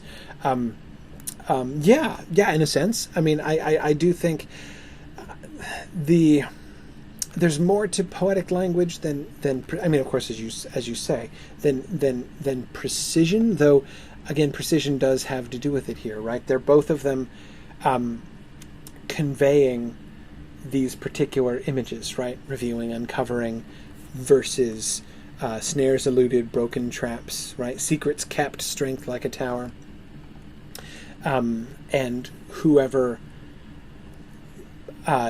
Essentially, Joyce, to use your language there, whoever sort of puts the correct name on the situation sort of wins, right? Backwards and forwards swayed their song. I like the repetition of the word swayed, like Felagund was swaying, right? And now the song is swaying backwards and forwards. So we see it, first we saw Felagund swaying under the influence of Thu's power, but now we see the song itself swaying back and forth as they exert their power, reeling and foundering as ever more strong Thu's chanting swelled. Felagund fought, and all the magic and might he brought of elfiness into his words. Softly in the gloom they heard the birds singing afar in Nargothrond, the sighing of the sea beyond the western world on sand of pearls in elven land. Notice the shift in the poetry now. Instead of just all of those lists, all of those sort of choppy concepts, now we're getting visual images, right? All the magic and might he brought of elfiness into his world. What is the might and magic of elfiness? What does that look like? It looks like this, right? We get the birds singing afar. Is it dark and gloomy there? Yes, it's dark and gloomy.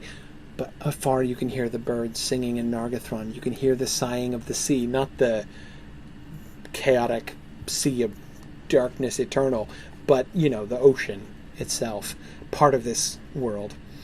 And beyond the western world, on sand of pearls in elven land, the sighing of the sea beyond. So I can hear the birds. No, actually, I can hear the sighing of the waves on the shore. Oh, no, wait. Actually, if you go further, you can hear the sighing of the sea on the sand of pearls in Elven land, right? Notice how it goes further and further west, and of course shows the continuity between where we are standing here in the darkness and Valinor itself, right? That's the world we're a part of here. This seems to be the might and magic of Elfeness, to show this is our world. This is the Valar's world, and we are a part of that world. Sarah, is he singing about the birds in the sea, or is that just the effect his words produce? It might be neither. He might be singing about birds and the sea. It's possible.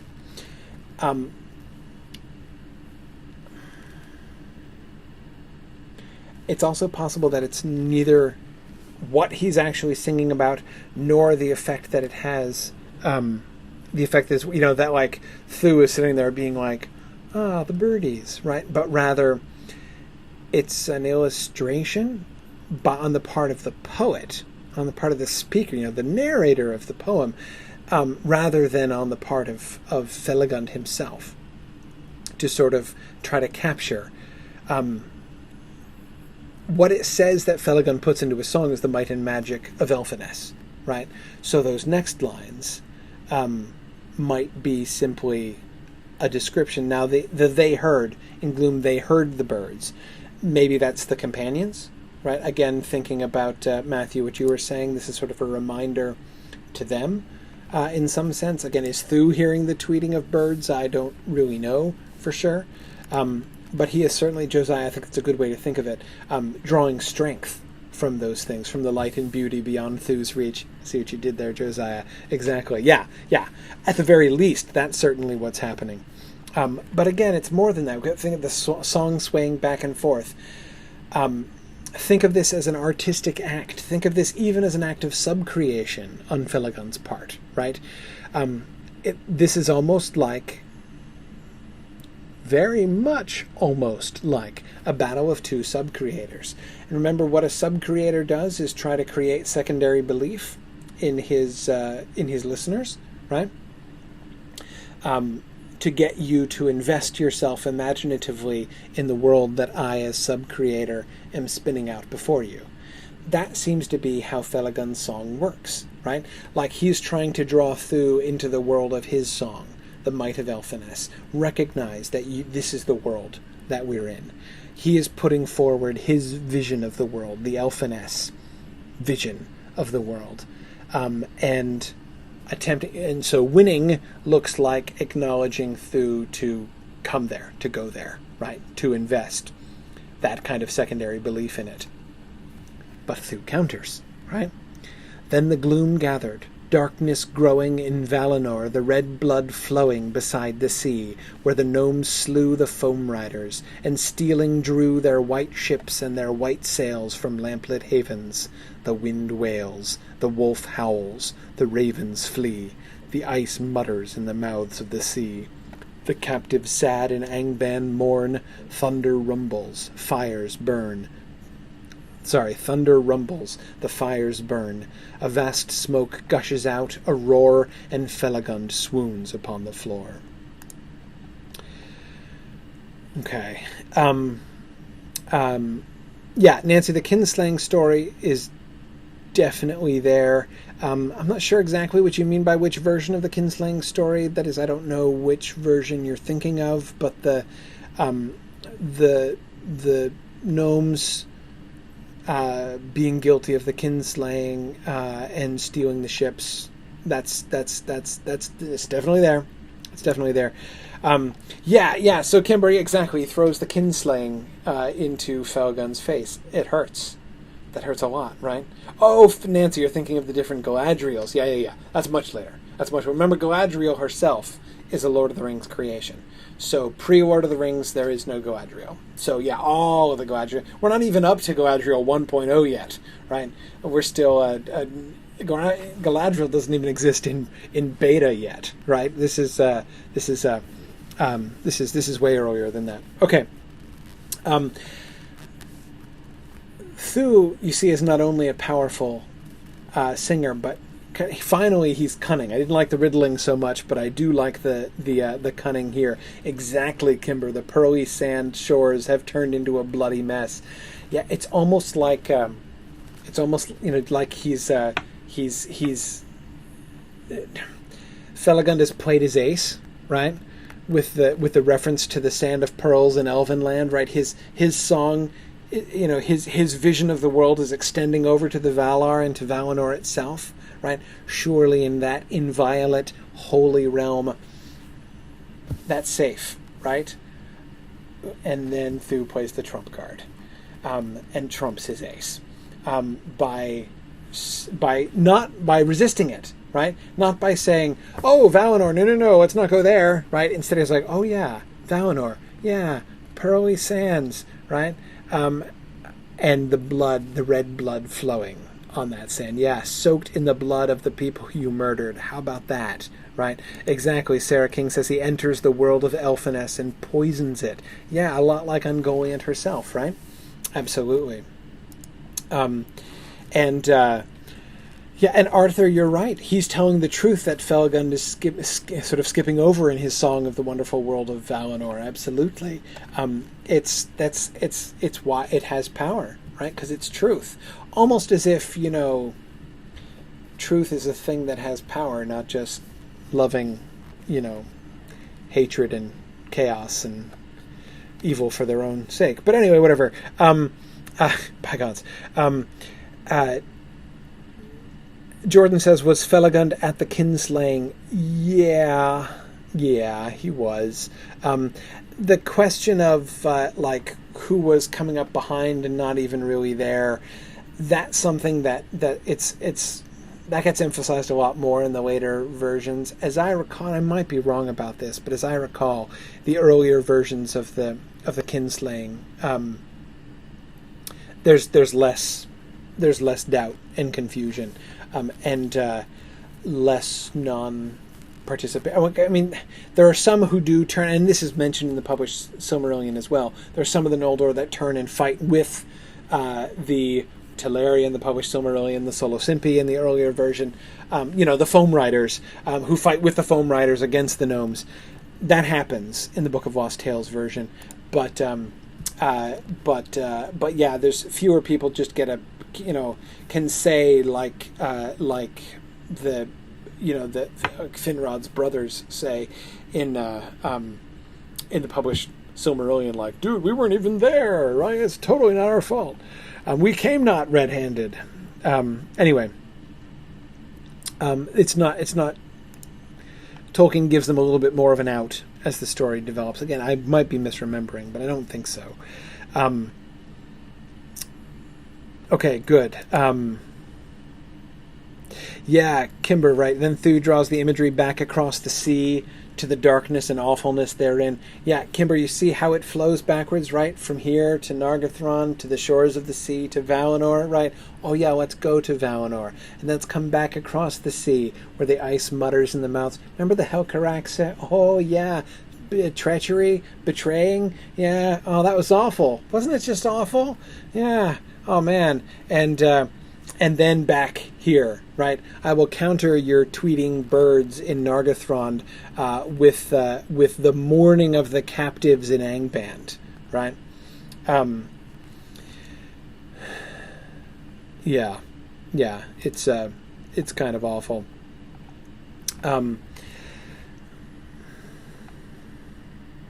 Yeah, Yana, Felagund crossed the Helcaraxa. So again, it's another thing that he can't oppose, right?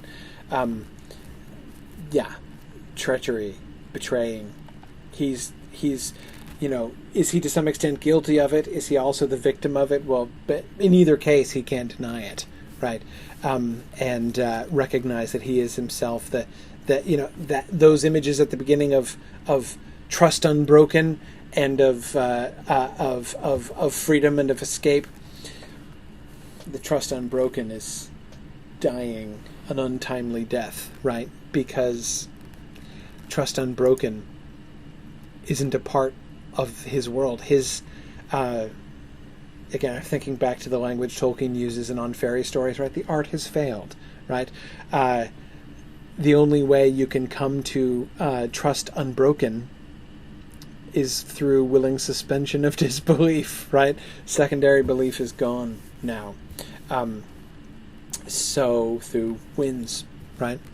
I think I've always loved looking at this song carefully. I think we can see so much going on here. Let me at least get back to the magic thing. And then, yeah, it's okay. I'm okay with where we'll pick up with Baron and Luthien and the breaking of bonds next time. Okay.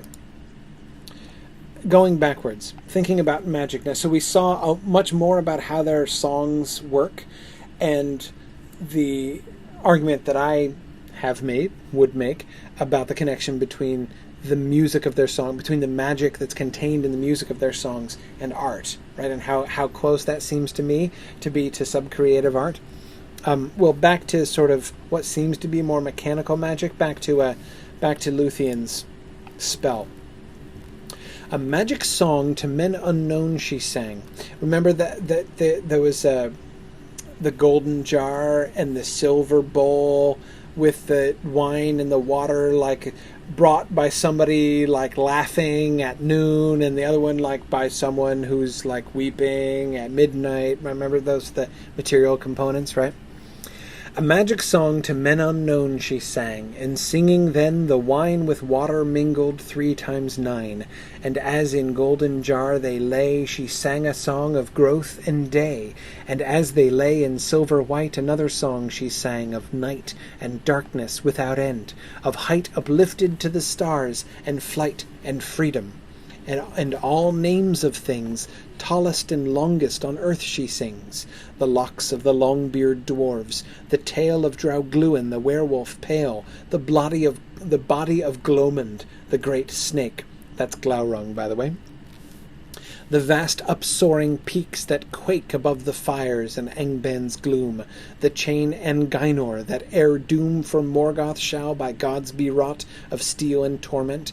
Names she sought and sang of Glend and the sword of Nan, of Gillim, the giant of Eruman, and last and longest named she then the endless hair of Uinen, the lady of the sea that lies through all the waters under skies. Then did she lave her head and sing a theme of sleep and slumbering, profound and fathomless and dark, as Luthien's shadowy hair was dark. Each thread was more slender and more fine than threads of twilight that entwine in filmy web the fading grass and closing flowers as day doth pass. Okay, what do we see? What do you notice here? Thinking back to our discussion about magic and craft and art and science and all of those things. What do you notice about how Luthien's spell here worked? Joyce, notice the naming that happens here, the power of names. She names all of the longest and tallest things, and that there's clearly power in that, right? Just by uttering the names of these things. So notice there we should review, by the way. What's she doing? What is the effect of her spell? Just make sure we're all remembering correctly. What is she doing? Hair growth, yes, right? The magic formula for hair growth, right? It'd be very useful, right? I'm not going to try it though. What else? That's the longest and tallest things, right? She's going to do the Rapunzel act, right? And the slumbering, yes, the magic sleeping hair cloak, right? So we've got both of those, right? The theme of sleep and slumbering, profound and fathomless and dark, right? So that's the second effect of the. So the hair will grow super long and then have that power of putting others to sleep. Okay.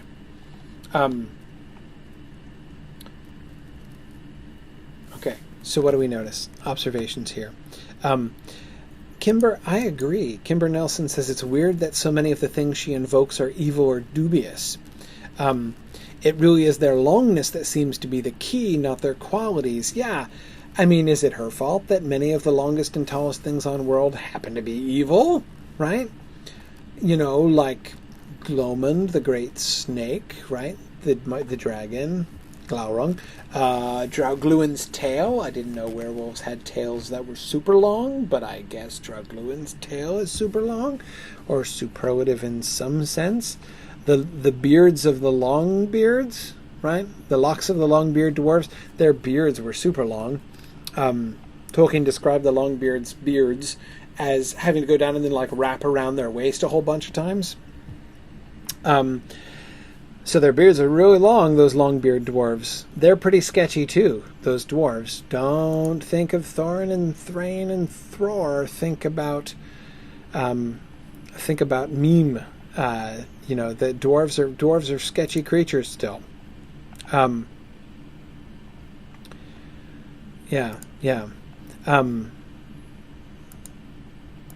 Jordan says, if naming things makes the spell extra powerful, why isn't Thangorodrim named but only described? Good question. I've got a follow-up question for you. If the names of things make the spell extra powerful, and if we're talking about the tallest and longest things, why isn't Taniquetil, the holy mountain, named, or Timbrenting, as it is currently named? That's pretty tall, pretty powerful, pretty significant. Because that would be wrong, right? The naming of Timbrenting, the naming of the holy mountain in the Oath of Feanor and his sons is one of the obvious signs of its sketchiness.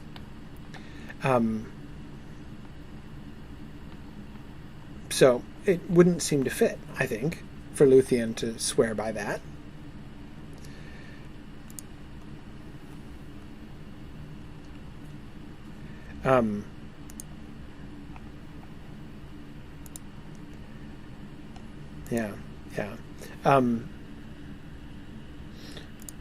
More. What else?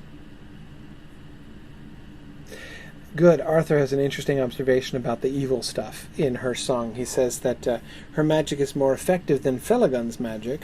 She incorporates both good things and evil things in her song, while Felagund was only singing of the good old days and left out the bad stuff, which, of course, backfired on him. She was more honest than he was, and her song is mightier. And I would fight Sue. I think it's a great follow-up. Sue Gifford says her naming the evil things makes her seem more powerful as well. The fact that she can turn evil things to good is a reflection of her extraordinary power and her depth. I'll go with that. That I don't think we need to see this sketchy in the sense of like, whoa, like is Luthien crossing the line, right? Is she, is she going all like, Macbeth's witches on this thing, No, I don't think so. She's not swearing by them. She's not conjuring them. She's not calling them or inviting their power. She's just naming them, right? Because they are superlative. Evil, but superlative. So there is, Arthur, I like your idea of there being sort of more honesty there. And Sue, your point about, that she can take the even something like the length of, the sort of the horror of Glomund's body, right, and turn it into a sort of use it for good, not for evil. Yeah, exactly, Sarah. It's not so much turning evil things to good as just saying it is what it is. Yeah, it's not like she's converting Glomund into a good thing, right? But she is taking the fact of his existence. He does exist, right? Of evil, one thing certain. Of evil, one thing is certain, that evil is, right? As Tolkien said in Mythopoeia. These things are facts, right? And she states them. She recognizes them as facts. So That is interesting. I do think so. That is a really sort of fascinating point of comparison there. We can see that there is a sense in which her magic here is following the pattern that we saw with Felagund and Thu. That is that sort of sub-creative thing, right? She is, through her naming of these really long things, and her song about length. She is so she's artistically creating a world, right? She's sub-creating a world in which all that length is connected with her hair, right? In which her hair is, and it works. It works and it comes to being. It is the, and this is again thinking back to Unfairy Stories and Tolkien talking about elf magic and Fairy-an drama, right? Fairy-an drama being an art so convincing, a sub-creation so powerful that it engages people and they believe it to be the primary world, right? It's indistinguishable from the primary world. That's sort of what efficacious elf magic means. Presumably this is what Felagund's face-changing magic also was doing, right? He sang a song of changing and of shifting shape, and it took effect within the primary world itself, right? Art, elvish art, extended to its natural limit, to its natural extreme. So I think we can see that artistic element. Now, what do you make with the of the material components? What about the golden container and the silver container and the wine and the water and the laving her hair, right? She's washing her head in this water and wine. Oh, cool. Yeah, James, that's awesome. Again, James Lebach having a or Lebach? I don't know, where's the stress in your last name? First syllable or second syllable? Anyway, doing sort of shows how she's taking all of the most triumphant notes of the evil and weaving them into her own design, the same way, as James goes on to add, as Thu did with Felagund's song, right? Oh yeah, Valinor. Let's talk about Valinor, right? Yeah, that's really cool. First syllable, Lebach. Okay. All right. Yeah. Sue Gifford says Luthien is really the Lebach. Okay, thanks. Luthien is really the ultimate elf. She's a rock star through and through. She is. She's the best. She's the best. Arthur is wondering if there are hints of Catholic ritual with the wine and the water. It's pretty faint, I think. I mean, yeah, wine and water play important roles, but and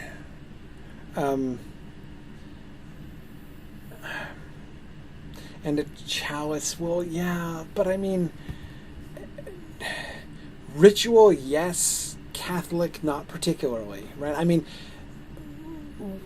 yeah, you can go to the Eucharist with the wine, but where's the bread? And you can go to baptism with the water, but it doesn't. It's not kind of clicking into place for me. It doesn't seem to really. I don't see any compelling reason really to go there. Yeah. Yeah. Good. One thing I would say from the components, there seems to be a way in which she is taking. I'm trying to be. I keep pausing because I'm trying to be really careful in my choice of words here. I was about to say she seems to be drawing power from these things, like from the sort of the ritual water and wine here, which have been imbued with one in sadness and darkness, one with joy and light. But drawing power makes it. I mean, it's not like they're batteries that she's plugging into or something. it's I don't like that particular metaphor. It's more like the names that she's drawing on. There are these particular qualities. Again, the brightness and the light and the happiness of the one, and the darkness and the sort of secrecy and solemnity and sadness of the other, that she's taking and weaving the two of them together as she's talking about, both good and evil things in her list of long stuff.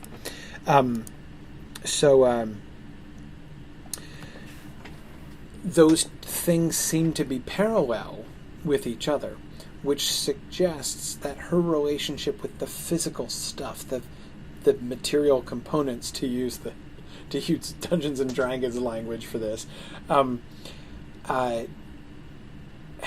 seems to be similar to her appeal to the names.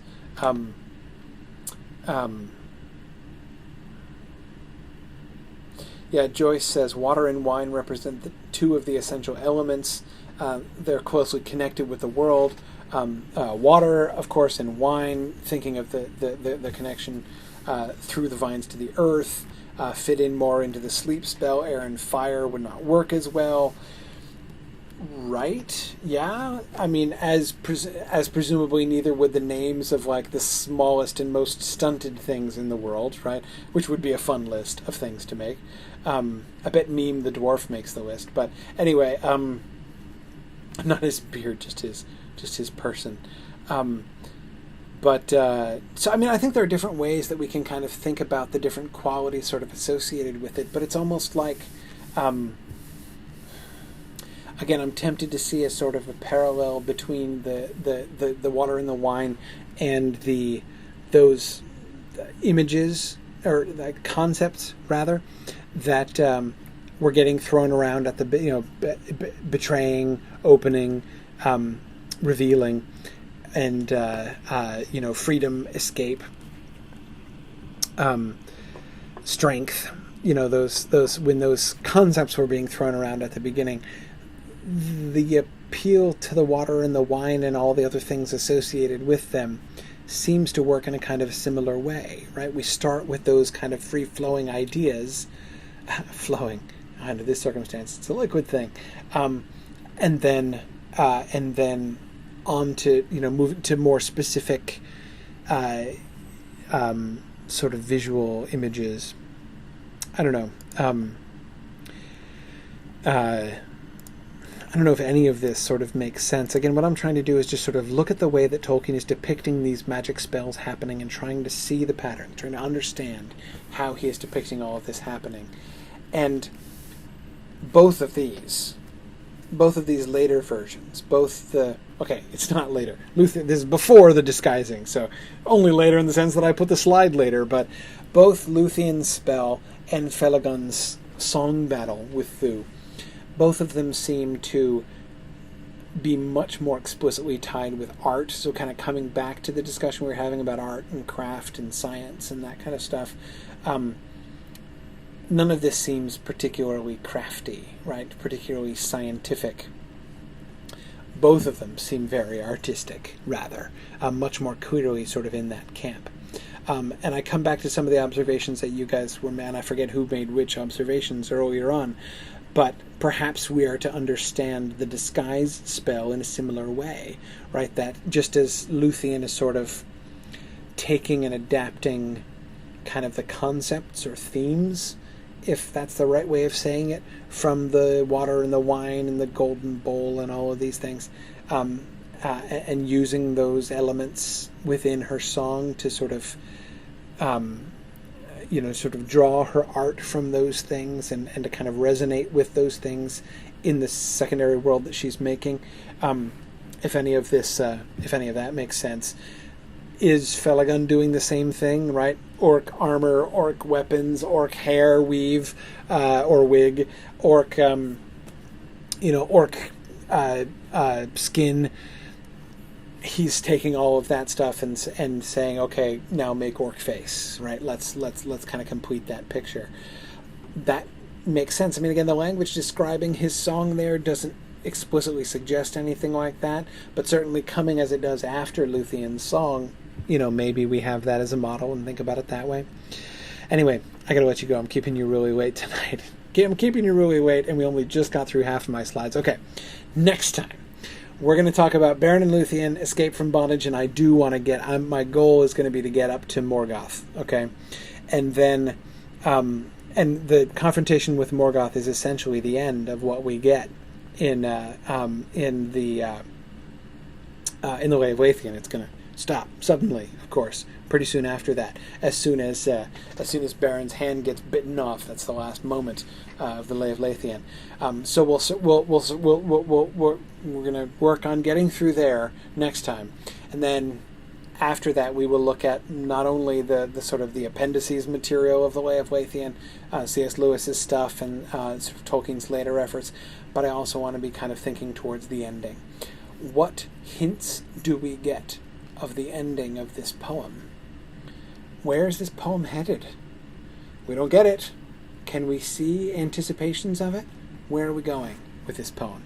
And we'll try to answer that question in the extended class, the new class after this. So the class on September 3rd, the extra bonus class. That's what we'll do. Okay? And then we'll be done, and then we'll be moving on to our next book, which is Jonathan Strange and Mr. Norrell. So I'm looking forward to that. I'm still reading that book for the first time, enjoying it quite. Looking forward to talking about that with you guys. I'm about a third of the way through the book now, my first time through. Really liking it. I very much like the conception of the book, but more on that later. We'll have plenty of time to talk about that next month. Thanks, everybody. Good night. See you later.